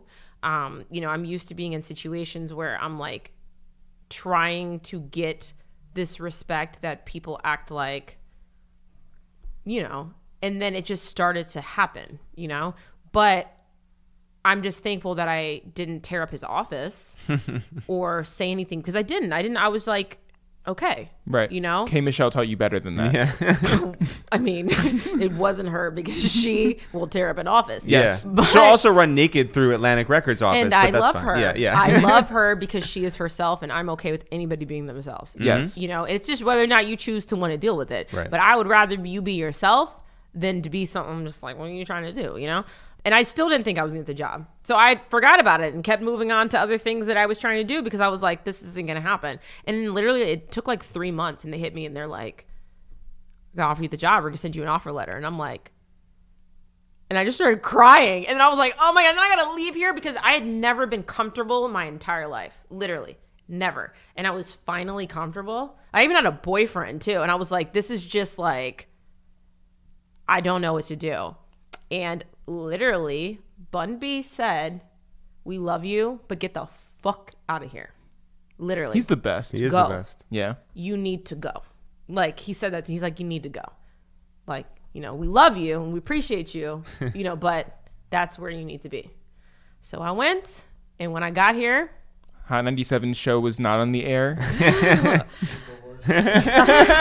it was not. I said, Ebro, But when I came here, I didn't have anything, and I think that's the misconception is like, and I'm like comfortable now speaking about it, and before I wasn't because we work in this industry where you have to appear and you have to do better, or people don't think you're shit. So if you don't have the jewelry, you don't have the shoes, you don't have the cars, you don't have the house, whatever, then it's like you must not be doing it right. I had negative dollars in my account when I got here because although I started having this little stable situation, I still was trying to climb out of 10 years of a hole that I was in from all the shit, just me trying to make it, right? Then I even had to like buying boxes, and even though they gave me money to like to move obviously, but it's like sometimes you gotta come out of pocket for things, and then I was trying to like take care of stuff. So I'll never forget they moved me to Jersey first. So I was in Jersey for a few months, and then P.O. said that he was going to, because he had just got there too. So we were in the same development because it's like where the corporate housing was. And he's like, yeah, we're going to get I'm going to show you how to use the PATH train because I'd never taken public transportation before. I'm going to show you how to use the PATH train and you're going to get to the city. I was so afraid that I wasn't going to be able to buy a Metro card. I was like, the first day that I'm here, my card is going to decline. And I'm not going to be able to buy a Metro card. And how am I going to get here? And how am I going to get to work on my first day? And it was pouring down rain. And I had a sinus infection. And I went and I didn't have a car. So I'm like, then remember the day before, I'm like thinking, oh, everybody in New York walks, but not in certain parts of Jersey. So I'm walking to this pharmacy because it says 0.7 miles away. And I'm like somewhere I should not be walking in looking for this. And it was just that's not like a walkable half mile. I didn't know because I'm just like, everybody walks. You Right. know? I didn't know. And so, but my card let me overdraft $34. You know how that goes. So I got a $34 fee. I had to wait till I got paid for 2 weeks. And I made it and I started and I was like, I just hit the ground running ever since. And so nobody knew what was going on. Nobody. That's so crazy. People didn't start knowing. Actually, I don't think people. I actually didn't even start talking about anything until. Well, I wrote a book, which I haven't pitched formally yet, and then I started working. But I started doing I did a podcast. I haven't even done a lot of podcasts. But I did one for Laura and I started talking about stuff, and then people started messaging me saying how much my story kind of like resonated with them. And we didn't even get that deep into stuff, but it was just, I'm like, wow, I guess I'm at that point where it's like, I don't have to be ashamed anymore. And when I stop being ashamed, I think we're also in a good space too, with people working on putting, women in the forefront or helping that, you know, that I can talk about stuff and it's not like I'm looked down upon, you know. And that was my biggest fear. It was always hiding from whatever I dealt with, and then always wanting people to either take me seriously or like respect me, or I'm gonna get this job. And I was like, I can't tell people this. But now I'm just like, whatever. It's fine. I went through mad shit. I was depressed for a lot of fucking, you know, years, and I figured it out. And you know, all those we're all human, maybe. Yeah, right, yeah. But all those experiences really did no, they helped me. Yeah, and make you into who you are today and get you to this spot. Because even now, it's like people think like, oh, you've done it, but I've got stuff that I want to do that I'm working on. That if I wasn't so tough, I would have. It's like you would have been working at the pharmacy. Yeah. Like, but by the way, all that experience doesn't mean that like the moment you step into you know, the studio that you're all set to go and experienced and ready and all that. How long did it take you to feel comfortable at 395 Hudson? I was terrified. The first, because it's like you have this stigma, and not to mention Enuff. He's waiting for this part of the story. Since I was doing radio and turn your mic on. Since I was doing radio in Virginia, I had wanted to be a heavy hitter so bad. Oh man, that Los was like, at the time he was at Warner Brothers. I think he's back at Warner Brothers. He is back. Now. Shouts to and by the way, Los, huge shout to Los. The Los, best. Like he's one of those people. I've known Los since I was like 17 years old, to the point where he throws up if he sees me like looking somewhat like, if I'm at the beach or something, he's like, what the clothes on? It's disgusting. Literally, he's known me since I was like a child. Also, he should put on his clothes. Right, because he's like jogging. He's and on his stuff workouts. Yeah. No, but he's the first label rep between him and Wilt Wallace that I knew, and I used to bug the shit out of him, and I was like, I want to be a heavy hitter. Call Enuff. Just want the jacket. I want a chain. I want to go to Dominican Republic. Yeah, exactly. For the getaway. That's right. And Enuff I'm like, call him, please. There's no heavy hitters. And that's time I was in Virginia. I was like, there's none here. Yeah. The closest is Lonnie B, and Lonnie B's in Richmond. Yeah. So call him. He's like, yeah, I'm gonna call him. As soon as you play that OJ the Juice Man record. Right. Okay. So I don't hear anything back, and I'm like, so I'm calling Los again. I'm like, did you call him? He's like, yeah, you know, it's like, I don't know if he's doing it this year. And the next thing you know, I would see like new heavy words. I thought you said he wasn't. So for years, every time I moved markets, I would say, I'm doing this now. I would update Los on my life. Now I'm here. Yeah. Ask him now. Yeah, you didn't really hit me back. And I'm like, he didn't hit you back, but I know you guys are like, whatever. So when I get to New York and when I see Enuff, I'm like, hi. By the way, I've been trying to be a heavy, same with Ebro. By the way, I'm here now, 10 to 3. By the way, I want to be a heavy hitter. I've been trying to be a heavy hitter my whole life, and you have been telling me no. He was like, I don't know what you're talking about. So talk to us. Tell the people whether or not you knew I wanted to be a heavy hitter. I had no clue.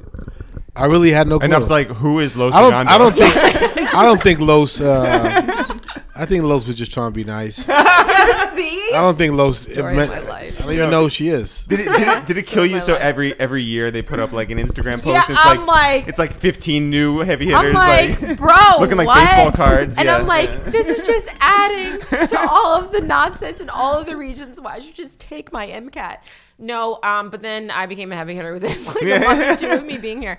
And now you can't get rid of him. Yeah, now I'm just like, now he's like, are you coming to the retreat? I'm like, I'm trying. Before I was dying, I was on the outside looking in. How quickly did you learn to shout out all the boroughs and then like, you know, Westchester and Connecticut and Jersey? You know what's so weird? It's like all of a sudden it clicks, like the map. You go from not knowing and understanding to now I'm just like, drop me off at the corner or something. But before I was like, I don't understand, like, where is everything? And like, what is... It's like a completely different world. But what I always tell people too is like the younger generation, even though I'm not that, you know, but it's like, I think I'm like a young vet because it's been quite a long time. Yeah. But you're like, you're the 25 and up party. Yeah, right? I'm the 25 and up party. But Mm-hmm. I feel like people just, nobody like wants to work at anything anymore, it seems like. And I've gone through like interns and assistants and things, and it's like they assume after like 2 or 3 months some magic is supposed to happen, and then they're like so privileged, and I'm just like, you have no idea, you know. But it's like they always that it's that saying, and I've said this to Enuff before. It's like that you can make it in New York if you made it anywhere. I only think that applies to out-of-towners. I don't think that applies to people from New York, though, because you guys are used to your resources. You're used to having all of these things. I get there and I'm like, oh, what is all of this stuff? Yeah. I could do this. This person's over here. I can like figure this out. I can do this meeting. Versus, I think if you're here and everything's at your exposure, you're a little bit more comfortable, you know? So I was like, I got all this stuff that I can do, and I'm going to just try to figure all this shit out, and let's go. Did you get used to the city itself?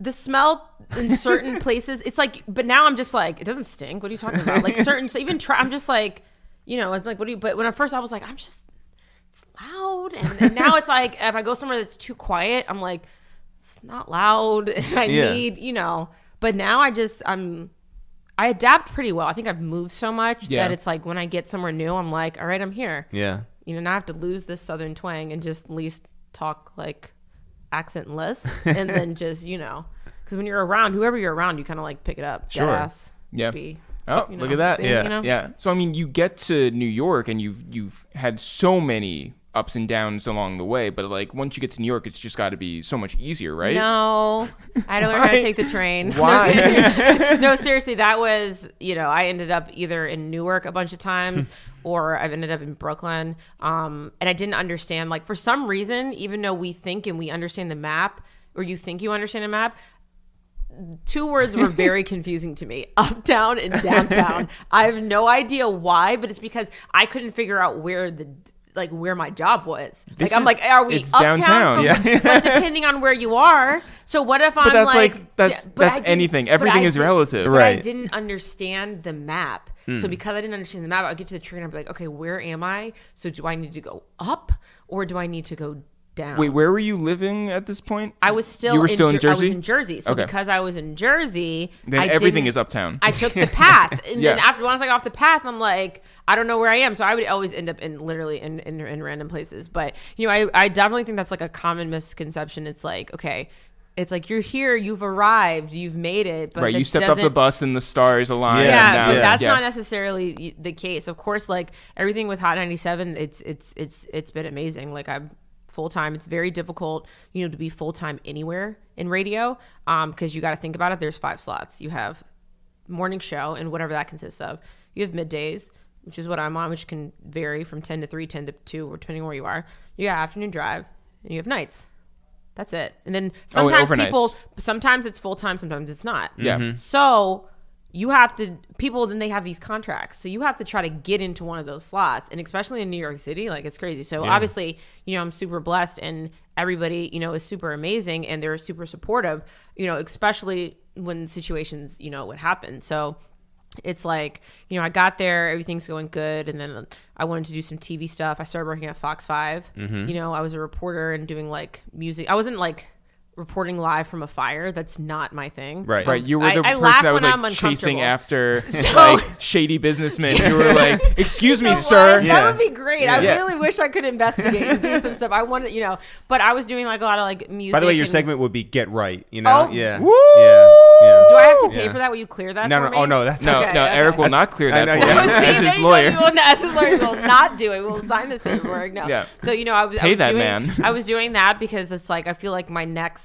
thing, even though I do TV hits and spots and things like that, my next thing is either, you know, getting I want my life story either to be heard or picked up, or, and you know, I definitely want to work in the creative side because I feel like as I produce music, like I think that's all a production piece as well, you know. But you know, it goes back to what I was saying before about how you have to always appear like you're okay.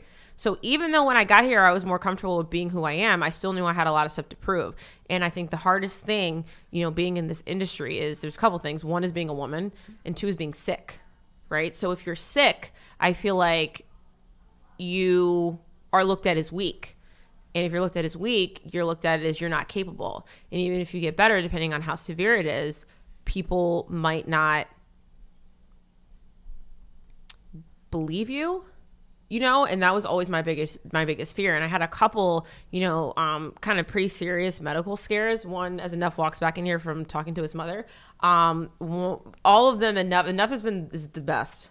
He like That adopted he is. me. He doesn't have a choice. It's like he can't, you know. But I had a couple medical scares.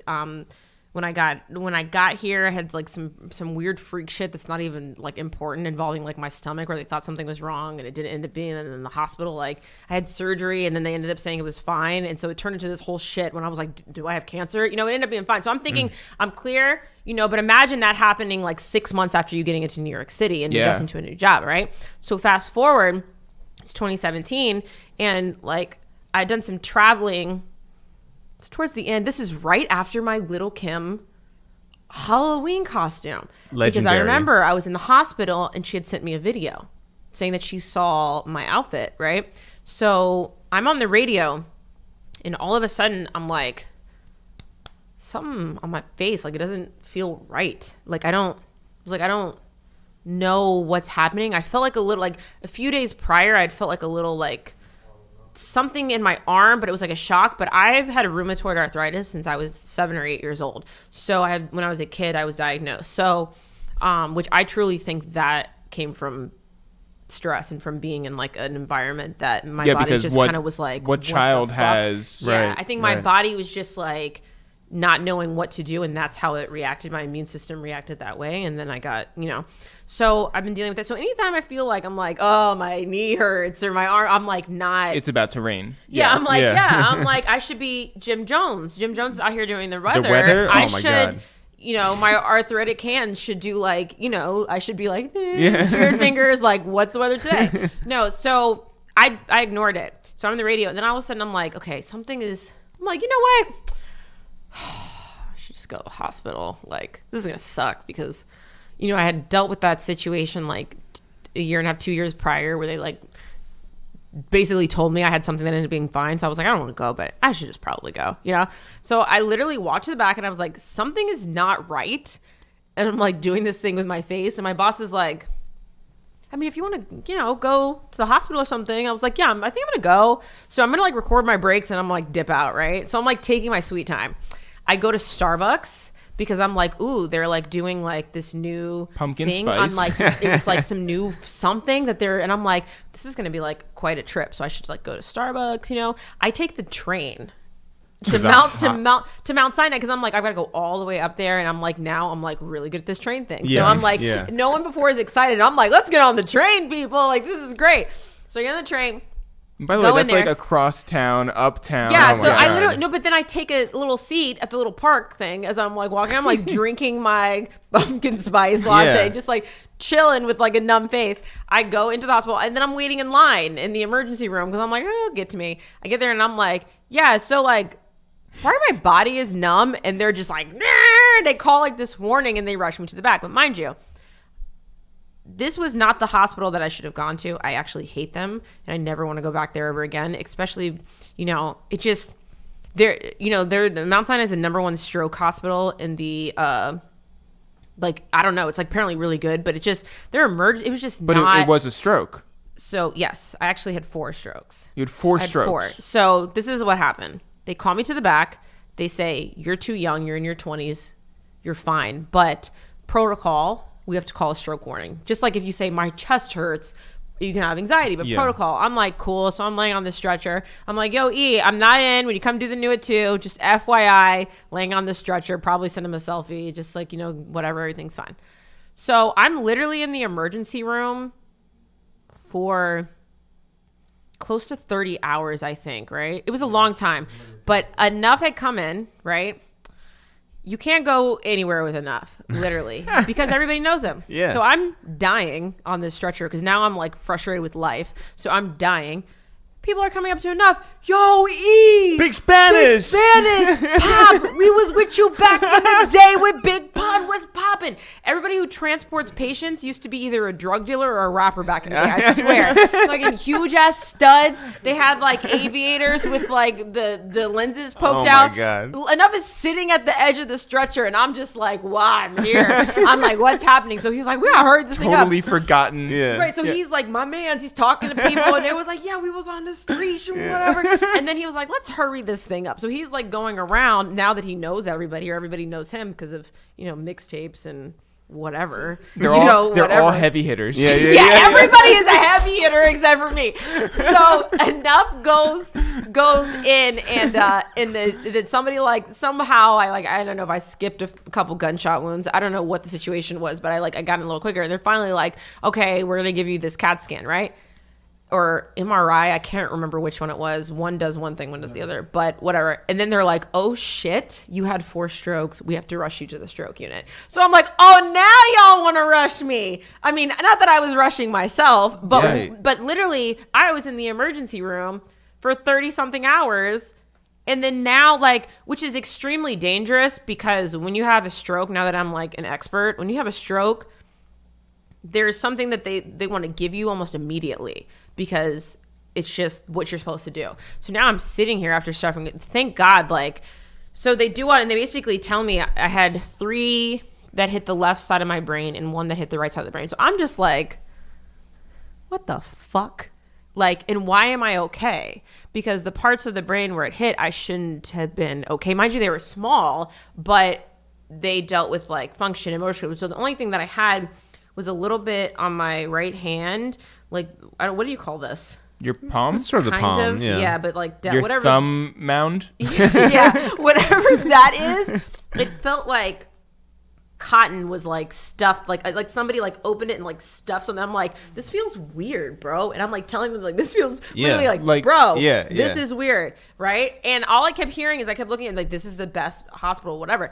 I was there in the hospital for well over a week. I'm a very weird person when it comes to you're right, help. Yeah. So people, I'm very uncomfortable because I've dealt with everything on my own for so long. And then my biggest fear was always asking somebody for help and they say no.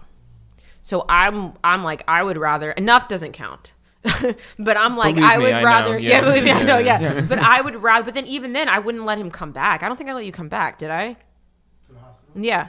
No, I wouldn't let him come back. So I'm in the because I'm just my brain thinks, how are you going to get out of this? And what are you going to do? Because you've got all of these things, you've got all these dreams, whatever, you're cool.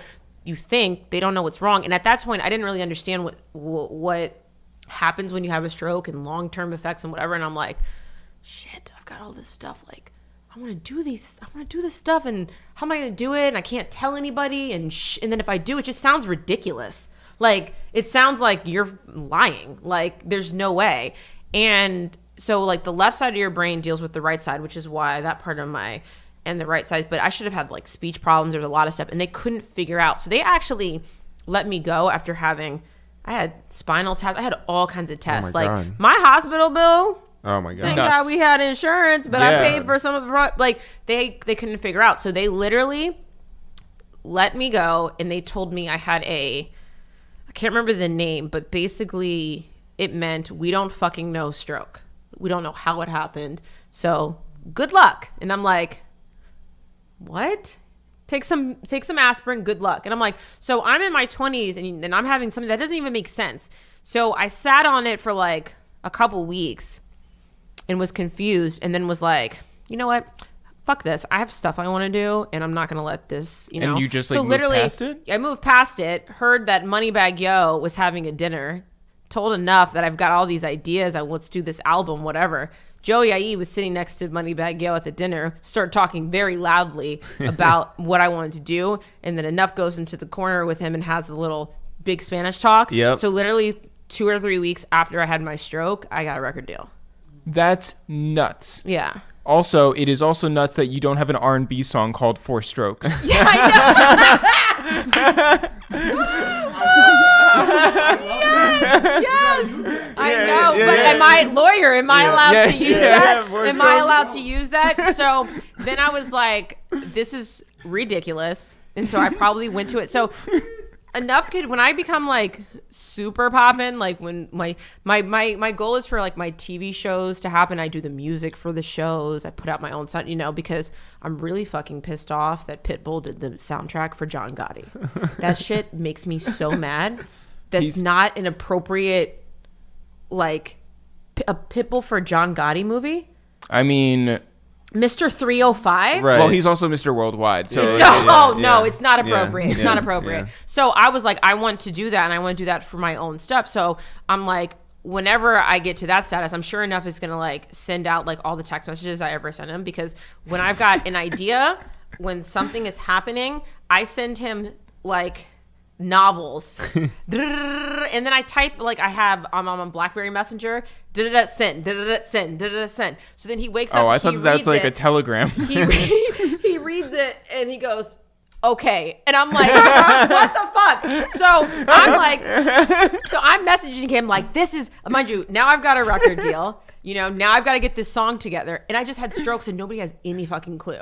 And I have no idea why I had these strokes. And I'm like, this is fucking outrageous. How are they going to, whatever? I'm on Google and WebMD is in the building at the station. And I like want to go down there and talk to them. But I'm like, they're going to tell me I'm going to die tomorrow. Wait, so it's on Carpenters the third Union? floor. It's WebMD. Carpenters Union, WebMD, and Yes. Hot 97. Yes. Yeah. I hate, every time the third floor, I just go like this and I look out and I'm like, you guys have ruined my life. Damn. So The door's closed. I decided to go to a different hospital, which everyone says second opinions, but I don't know. I was just like, I'm going somewhere else. So I went to go see a neurologist at a different hospital. She checked everything because they were able to go in the hospital. They looked at my scans. So when you have a stroke, whatever happens at that moment is the damage, and that's it. It doesn't keep going. You're not, you are likely, if you don't figure out what the hell happened, but they had checked my neck. Like I have a friend that had stroke too, and it affected him terribly, but he had gotten into something from playing basketball where somebody hit his neck and it ruptured something, so it's like, I didn't have any of that. I don't have high cholesterol. I have low blood pressure. Like everything was fine. So it was really like, what happened? So she was like, we need to check your heart. And I was like, okay. I think they did, but they didn't. So I went to a cardiologist at Cornell. They checked my heart and they said I had a PFO. So what that means is I had like a tiny little hole in my heart that I was born with. Apparently everyone's born with it because you like feed through that. Does that even make sense? You eat like sure, whatever. Breathe. You're eat. talking to two guys who definitely know what Humans. Sorry, We're humans. I We're almost humans. took We're my humans. MCATs. Okay, I almost know what I'm talking about. Yeah. And so basically, it's supposed to close. Oh, we're humans. Who said that? I said Yeah. So basically, it's supposed to close, and then you just live your life. 20% of people, it doesn't close, and you're perfectly fine. Like it's not a big deal, unless you're somehow prone to clots, which I also did a genetic test on that, and I'm not. So I don't really understand. I don't know if it's because I was flying a few days before. Whatever the situation was, I got a very tiny clot, like very, very tiny. It traveled up my bloodstream and went from one side. Normally, it'll go from one side of the heart to your lungs, and it'll disappear. And if it's really big, that's when you have pulmonary embolism problems like how Serena Williams had. Sure. But normally your lungs are like, they got this. They can handle it. They can break it up and you don't even notice. But because I had that hole and I might have been moving a certain way, say I was like, I don't think I was lifting up anything heavy, but something that made it flat or made it, the tiny clot went through and went to my brain and shattered. And your brain is extremely sensitive. So when it shattered, I was like, and then I'm on the radio and I'm like, what, and I got extremely lucky, obviously. So they were like, you have to close this hole. So then I'm panicking because I'm like, are you, for fuck's sake, give me a break. Like, I'm just literally like, give me an entire fucking break. Like, this is ridiculous. And I'm trying to do these things all with all of this on my brain. Like I feel okay, but sometimes when emotionally and health and stuff, it's like, so now I'm coming to work and I think I'm pretty sure I fell apart in front of Ebro, and Ebro thinks he's like the natural doctor or whatever. So we have like conversations about that. But my whole thing was messing with your heart does not seem good. So it's like, do I do it? or do I don't? Like, he thinks I have like arthritis and stuff because I grew up drinking Surge and like eating fried bologna, which is a possibility. Wondering, which is a possibility. But I'm just like, that's that's what the hell they used to give me. Fucking where it happened to Surge. So it's not a thing anymore? Okay. Surge was the lead singer from stop it. So I was going back and forth, like, do I do this or do I don't do this? And I was like, maybe I'll just leave it. But then I'm like, because then in like Mount Sinai, the doctor was like, you probably won't have another stroke. Like, he was very matter of fact about it. I'm like, you can't keep talking to me like this. Yeah. It'll probably be fine. And I'm like, that's not an Instagram caption. Right. Yeah. Right. So at Cornell, they were like, you should do this. They tested me for AFib first because that's another way you can get strokes.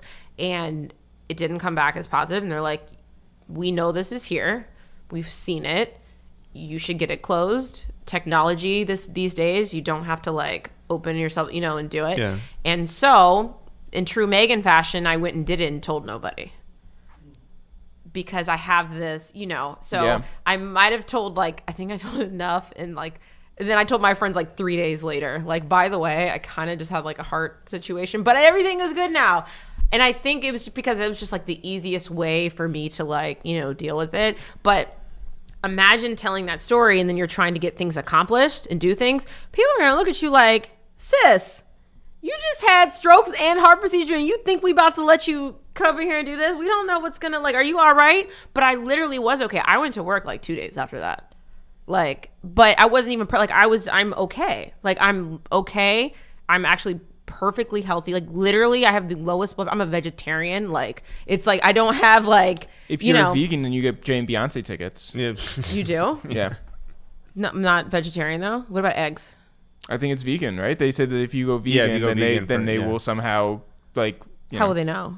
That's what I don't know. Yeah. Please don't be listening, Bae. I feel like she's a fan of this podcast. I mean, her people are. Yeah. So don't tell, but I really want to try to, because those are hard tickets to get, even if you're like in the industry. You can get like one. I'm like, can I bring nobody? No. Right. No. Like, what dietary changes can you make to get Eminem tickets? That's what we really the real. That's the real go. You know, but you're all right. I'm great. So then after that, it was like, I think I'm good with rolling with life's punches, but it's like probably then I deal with it the way Enuff says I deal with it. A little meltdown, get back together. I have things I know no one's perfect. I'm still, working on. That's an Instagram caption. Things, there we go. But I'm okay. And, if I could do it, you could do it. That's another Instagram caption. Yeah. And my captions are so bad. I should ask you. I should send you pictures and be like, what is this? What can I caption? What cliches can I? So you have a deal now at Interscope. Mm-hmm. Shout out to Joey and everybody. You put out a few songs. I have. What is it like getting verses for you? Oh my gosh, this is what it's like.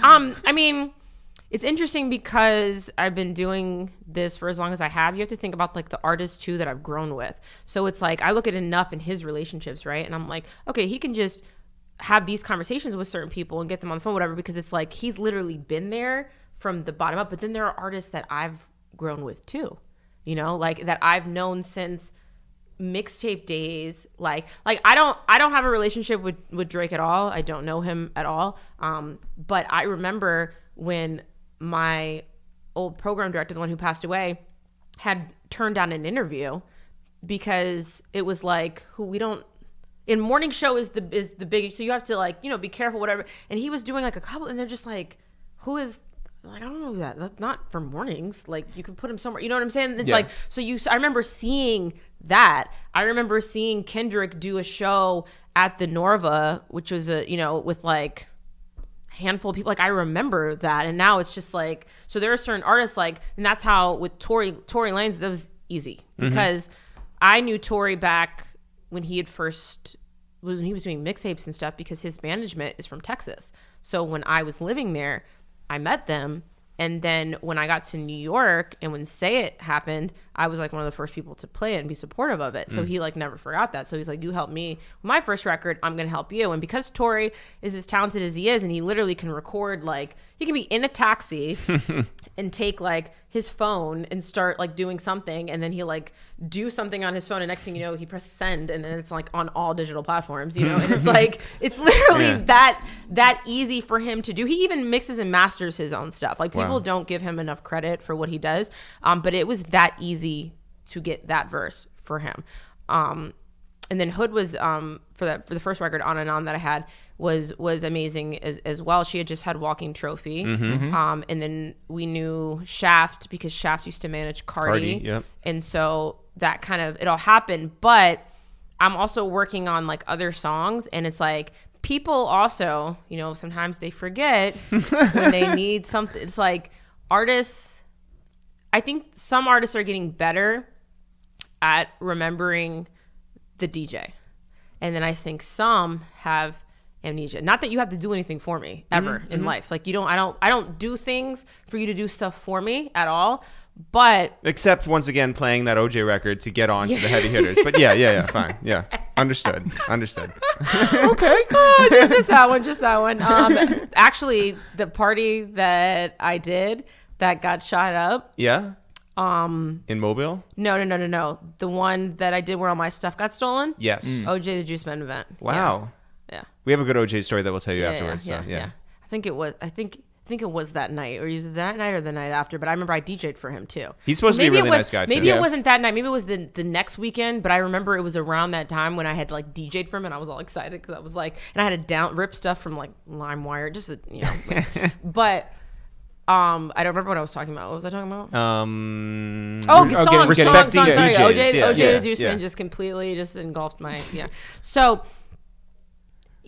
my thing is, I'm okay with no. And we were having this conversation a little bit off mic. Yeah. If we have that kind of relationship where you're calling me and you're asking, if you have the nerve to call me and say, I need this, can you help me with this? And I'm like, sure, you know, whatever. I'm not saying you have to do this record for me, but you can pick up my calls. You know? Yeah.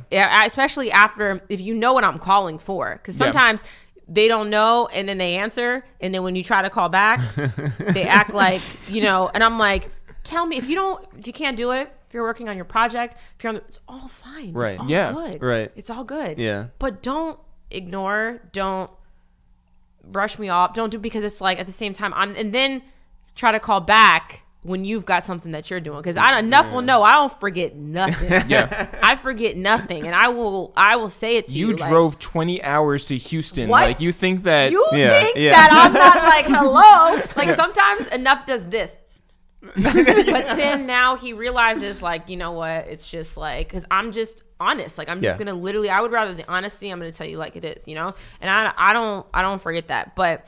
You know, I'm also understanding that people have things to do. So it's like, Enuff will call you one time. You better pick up his call. If you don't, well, me, I will call you 70,000 times. Because I think if you think about how many times, like you've watched those Khaled interviews where he's calling. If he has to call somebody 100 times, think about how many times I have to call them, which I'm okay with. You know, if you're getting to, you know, whatever, just be honest about the situation. But I do all my records from the ground up. So whether or not I'm producing them or I'm getting somebody to produce them or I'm adding onto it, because I'm a DJ too, so it's like I'm not always thinking me. I'm thinking what is going to be a great sounding record. So if I hear something that somebody else did and I'm like, this is it, and then I think in my head, who can I get on it, how can I get it done, you know, are they local, am I gonna have to go there, can they do it where they are, can I do a session here? Like for this for Unsure, I had came across the beat from a friend of mine. His name is Sam Hook, and he's an amazing songwriter. And he sent me the beat and said it was like everyone has like their teams. So it was like someone in his team that he said did the record. So he sent it to me, and I heard it, and I was like, oh, this is fire. Like, I want to do something with it. So I sent a couple to Joey Badass, and I did not think he was going to pick that one. It doesn't sound like a Joey Badass beat at all. But he was like, I want to do this. And I was like, okay, I'm here for it. So he did it. He knocked out his part. And then I was in a meeting where Ayala from Columbia, when she was at Columbia at the time. The best. Yeah, she's so good. When she was there, she was like, there's this kid we have. His name is Young Blue. He is amazing. He's selling out shows in Jersey. He's from Mobile. And I'm like, he's from Mobile. So I'm like, I don't know. I didn't know him. I'm like, I don't know him. Can you link me? She did. He literally turned it around in like 24 hours. And I was like, oh, this is getting interesting. So Sam had done such an amazing job on the hook that I had such a hard time trying to figure out who was going to do the hook because he had already written it. Yeah. So I had just met Guap Dad 4000. That's our man. Homie. So Guap Dad, we ended up doing a mixtape together too. Oh By the way, please check out 10 Scam Commandments where he redoes the 10 crack commandments and teaches you how to scam. Now I am a pro. So not scamming anyway, but so now you get all of your Metro cards super easy. Everything. Yeah. You know, I really want the Jesus and Meryl Metro card though. You have to go to 50th Street. 50th? Yeah, that's the closest one. Enough when we're we'll talk about when we're leaving. Can you take me to 50th Street? Okay. So I did say, by the way, it should be called Jesus and Metro for the Metro card. But that's a missed opportunity. But you know what? They didn't ask you, Jeff. No, there's not one person who was asked. Nobody asked you.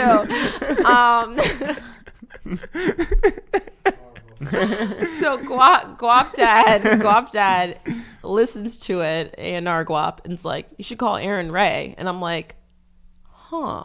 So I go through Aaron Ray's stuff. He literally FaceTimes Aaron Ray. Because a lot of people now, it's like, remember we were in that time period where it's like FaceTiming is just like so invasive? Oh, yeah. Now, still is. No, it's No, not. no, Under it a is. certain No. generation, it's under a certain age, Oh, it's yeah. not. People don't even look in it. They the use it as like 25 and up, Yeah. it's invasive. Yeah. The under 25, it's... No, people The only fucking love time I it. talk to Rich the Kid is when he FaceTimes. Right. FaceTime. Yeah. Then I just start FaceTime. So Guap is FaceTiming Aaron. And I'm like, hey, hi, I don't know you. I love you. Your music is great. I've got this hook. I'm having a lot of trouble. It's for my second single.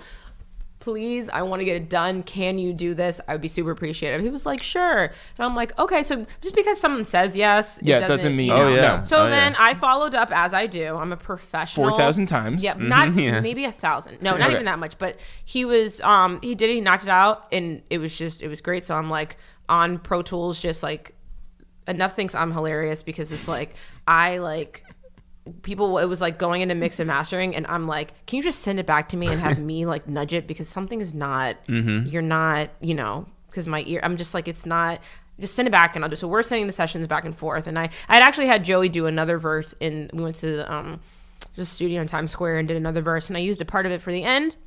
And so then I'm submitting my song, it's all great, and then I get a little message saying that the song is not actually just produced by Sam's little homies. It's produced by, I don't know, super producer TM88 and Super Mario. And I'm like, oh, fuck. Me and my single number 2 budget and my I don't know them and my I don't know, like, what? I'm like thinking, I'm about to have to trash this single. Yeah. Literally, fourth quarter trying to clear it. I'm like, this is not, because they could just be like, no, And not even, or we're already doing something with this, or, you know. Or like not even because of you. It could be like, it could be their business with Interscope. It could be like anything. It could be we don't like the person that's on the song. It could be anything. Actually, we don't like you. It could be, it's like, that's when I'm learning. I know a lot of things. Some things are personal. This is not personal. So I think I called DJ Bonix originally. I think you had a meltdown. I might have had a meltdown. I have like Look at Enuff laughing on the couch. Yeah, I think you had a meltdown. yeah. We're better at them now. Yeah, we're better at them. We've graduated. So Yes. so The meltdowns don't last that long. This is my everybody has their different coping mechanisms. Sure. Mine is to have a meltdown real quick, and then, all right, now what the fuck are we gonna do? Because I'm like, okay, God, okay, now what are we gonna do? How do we get to TM88? Because he's deleted all his posts on Instagram because that's what they do. He's got one post. He looks like he doesn't even look at it. No stories. Like, who is he on? Like, what do we do? I think I called like Chris Green and got Chris Green to call somebody, and then we end up with the wrong Will from like a completely different organization. Will DeZombach. Yeah, but we were trying to that's why you get to called him. DJ Bonix. Yeah. So then I was like, okay, I'm gonna call Bonix. Bonix was Khalifa Taylor Gang, whatever. Okay, found him, and then like I'm emailing Will, And I think they're overseas. And I also think a lot of them are, probably high a lot. Sure, smoke a yeah, little yeah. something. Yep. So it's like... I've read on Wikipedia that they smoke marijuana. Yeah, so it's Cigarettes. like... So I don't know if that... But it's just like the response time was just like... It was like... It's like... say hey, and then 72 hours later, hey, and I'm like, we've got to move this forward. I'm trying to get this song cleared. People wonder why it takes so long to put a song, because this is why. And I'm like, all right, so I've got this song, and I'm like, I do not have a pride problem. I do not have an ego problem at all. I will tell you, look, because I'm at the point in my life where I'm extremely comfortable with who I am and what's going on. Yeah. That, thank God, because then I'm just like, so my name is Megan Ryte. I work here. I have a deal with Interscope, but I've only put out one song. I'm sure you know how that is. I've got this record. It's actually done. We're actually getting it mastered, and we're doing all this stuff. And please, for the love of God, can you ask him? Like, I will call him. I will say, I just need this. This is what I have. Can you clear this beat? And if not, send a replacement beat. He had no, and I think he hit up TM. They didn't even remember the beat. Oh my God. They literally didn't even remember it. Right. So then I had to go find the original file and see what it was originally labeled as from when they sent it to me. So then he could go and look it up. He found it, and luckily they were super cool. That's awesome. But then they halfway into the clearing process, they're like, oh yeah, when he opened the file, he found out Super Mario, who has done stuff with Drake and all stuff. It's like he's also done that. So I'm now in DMs on Instagram. So I'm like, so if you ever see me a little silent on Instagram, this is what I'm doing. Or watching like a weird British show. But okay, so I'm like DMing Super Mario, hi, smiley face, smiley face, smiley face, because that's just like, I'm just talking how I would talk to anybody else. Yeah. So my name is Megan. This is my spiel, I have this song, please. Because now you got to think about it. They've got 3 people and my friend's baby producer. And I'm like, what's going on? So luckily everyone was like super cool. We go through the whole process and then they're like, TM said that there's a sample. So I'm like, So this is what I'm doing. I'm like calling Enuff. You know what? I'm done. I'm done. This is just so much. And I'm like, I'm just trying to get this fucking song out. I was like, why do we even do this in the first place? Oh my God. Why? And then I remembered why I do this in the first place is because I was like, I have an ear for making good music, and I help a lot of my friends. I'll sit in studio sessions. I'll help label, pick the singles, and I'm like, I should just do it myself. But then I'm like, holy shit! And it's just me. It's me and Enuff. It's like team Megan is like me and Enuff. So I'm like playing the beat. Shout outs to Shazam plug. And I'm like Shazamming the intro part because I'm like, that's got to be the sample. And then a song pops up and I'm like, that's them. So I send it to the label. I'm like, this is who they are. Figure out. Luckily, the publishing company was I don't know the word, subsidiary. I don't Subsidiary. Of Universal, which Interscope's under Universal, so it'd be fine. So they're already started. And then all of a sudden we get an email from one of their lawyers like, oh yeah, there's this sample and this is what it is. I'm like, I know there's this sample, and they're like, I don't know if this is gonna cause any problems. And I'm like, then you have to sign side artist agreements with everybody, right? Yeah. So you got to find people, and now it's no longer the artist, it's not their fault. You've got to hit their people. So now their people have to agree or say it's cool for whatever the artist says, or say nah. Like, why the fuck would he say that? Because technically, you're not really supposed to ask them anyway. It's the man. You see what I'm saying? Like, they could offer something. And so then I'm just like, luckily, that whole part was as calm and cool. And then someone called me and asked me for the lyrics. So I'm like listening, and I'm like, I'm trying to decipher Blue. And I'm like, this is just, I was like, I'm not calling anybody else and asking for anything because it'll take days. And then finally this is like, so that's how you do the a blueprint song, of, it really is. Like, that's exactly what you go through. Yeah, literally. Is your next song going to just be solo? Yeah. I have an idea. I know, right? Yeah. I'm going to produce something, and then I'm going to just use my voice and do a DJ break. And then that's just going to be what it is. Well, that's what you get now. Yeah. Just this is now what it has come to. All right. A DJ break album 2019, because we haven't got any new DJ breaks recently. How did you decide to have your DJ drop be what it is? Because it's very what the fuck, right? It's like, what's happening? So, because my in the mix DJ drops were a lot more aggressive. Shout outs to Mano, because when I first got here, I didn't have any. So he Megan Ryte. So, and also a baby. Someone's random baby was like at the station, and I was like, "Can you say Megan Ryte?" She was like, "Megan Ryte." So I used that, but then I didn't want to call her and ask because now I know how to clear things. So now I gotta find this baby, right, and talk to her lawyer, talk to the baby's lawyer, and say, Yep. "Can you clear this?" And then I'm sure Mano wouldn't have given me a problem, right? But still, I was like, So I noticed that being a woman and all, and being in this industry, I can say we're all here. Right, which so I will. Which yep. we are. We are actually. I will agree. Yeah, your definition of here. Yeah. What is here? What is here? Yeah. When Virgil Abloh says here. Yeah. What does that mean? Yeah. So someone walks in. What they're going to do is they're going to say hi to you. They're going to say hi to you. They're going to say hi to you. They may or may not say hi to me. Pay attention to that from now on. When you're out and there's like a woman with you, they're gonna walk around, and there's a couple reasons why. I don't give a shit if it's a masculinity thing and they're assuming that I'm someone's girl. Why are you not assuming that he's someone's boyfriend? Right. Right. That like you should say hi to me, and that happens, and people do that, and I think it's very like or ignore the fact that like I'm even there, or just assume that. And so I'm constantly, hi, I'm Megan. Yeah. Constantly. And so it started off as a joke and then it became like, okay, well, I'm doing something different. So I'm kind of like introducing myself. And also I do have like the aggressive DJ voice, but I'm literally constantly saying, hi, I'm Megan. Constantly. Over and over and over again. So I was like, fuck this. Yeah. This is what I'm doing. And I think what's really impressive is that you've done all this on your own for so long. And that's not normal, that's not what everyone does. And for you to overcome so much is really significant and amazing. And you should feel really proud of yourself that you've made it through all of that stuff to get to this point. I didn't start getting help until I think I got here. Enuff has been super helpful. I'm sure I drive him crazy sometimes.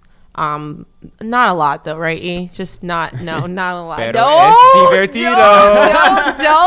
Don't. Es divertido, verdad? Don't. I don't even know what you said, but I said it's fun. He also doesn't speak Spanish, so it's fine. I told you that earlier. Yeah, he does. yeah. Don't let him fool you. said Don't turn his mic on. Don't turn his mic on. Don't. But it's been like, normally I'm convinced. It's getting better where I'm used to being like, I can do this. Please believe that I can do this. Please be interested in what I'm doing. Not even that I want acknowledgement for other people, but because it'll give me an opportunity.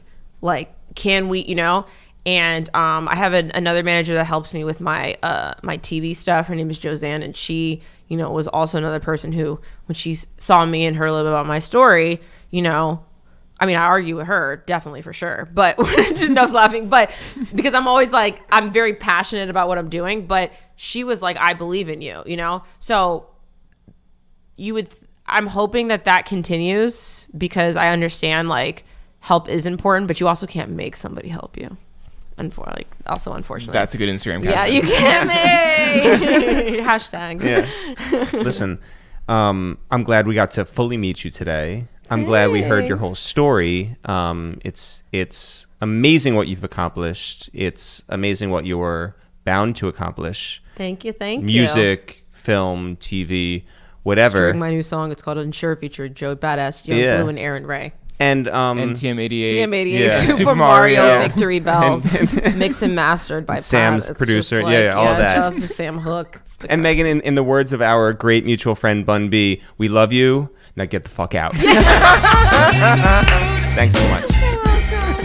Thanks everyone for listening to this new episode of A Waste of Time with It's The Real Jeff. If people want to find out more about us, I'm Eric. You're Jeff. Curly hair, glasses, together. We are It's The Real, no apostrophe, no spaces. If people want to find out more about this podcast, it's called A Waste of Time with It's The Real. If people want to find out more about that other podcast that we have called Two Jews and Two Black Dudes Review the Movies, they're separate podcasts. Go subscribe to both. Jeff, if people want to find out more about what's going on with us, where can they go? You can always go to ItsTheReal.com, ItsTheReal.com. It's The Real. No apostrophes, no spaces. You can always sign up for our podcast on iTunes or Spotify or SoundCloud or Pippa or CastBox or wherever the fuck you listen to your podcast. It's there. Go to all those different services. If you want to sign up for our newsletters on ItsTheReal.com, if you want to buy a mug, it's on ItsTheReal.com/shop. Same with t-shirts. T-shirts for sale at ItsTheReal.com/shop. If you want to find us on social media, we are at ItsTheReal on Twitter, at ItsTheReal on Facebook, at ItsTheReal on Instagram. Jeff, now is the time where we have taken submissions. We have asked people who they want to hear on episode number 250, our landmark podcast episode on the way. And you, my friend, have the task of reading all of them right now. All right, I'm going to shout out the people who actually made the suggestions. I'm not going to say who they wanted to actually have on because I don't want to come across as judgy. Okay, so here we go. So I'm just going to shout out the people. Shout out to Thrice Harper, El Sheetsy 26, Cash Money Josh, Slay Jeremy Slay, AJ Fried Rice, great name, Trav Dave from Columbus, Ohio, almost stumbled over that, Caldwell Will Do. I want to shout out Jeez Louise, Cousin Lou, Gordo Ramsey. I want to shout out Ash the Stampede, Max Julian. I want to shout out Born Jamaican 18. I want to shout out Matzo Ballin, great name. I want to shout out DJ Booth EIC, that's Z over there. I want to shout out Jonathan Mena. I want to shout out Saint Ishmael and Twitter Sucks and Incognito. I want to shout out TK Cecil and Wale. Different Wale. I want to shout out Baiwu. I want to shout out the J Bills. I also want to shout out Jason's Vision up in the Bronx, I want to say. I want to shout out Mikey G's, who said that we should consider him for the podcast. He sells real estate to help fund his music business for the artists that he manages there in Arizona. Shout out to him. Shout out to Mikey's G's. Hip Hop by the Numbers. Also, Brandon Irick, Winnie's World, The Street Legend, Shambreezy 565, Devin No One Cares, CN Rondo, OG Beak, New Face down in Atlanta. I am Allison. I want to shout out Super Engineer, Michael Birch from the Upper West Side. I want to shout out I Am Rels. I also want to shout out Riri's Unicorn Pinata, hashtag Topanga Hive, Kev the Poet, Von_Gum. I also want to shout out Will Goodlife and IPTYZILTL. Not gonna pronounce that one. I don't know how to pronounce it. Not gonna pronounce it. I want to shout out Ain't No Jigga. I want to shout out OK Ray, and I want to shout out Larry G. And Jeff, I want to give two birthday shout outs. One to our friend Teray from Coney Island, now living down in Atlanta, and also our big homie, our OG, the Trill OG, Bun B from Port Arthur, Texas, now living in Houston, Texas. Big birthday shout-outs to Teray and Bun B. As always, guys, not for real, for real. Sure. We'll see you guys next week.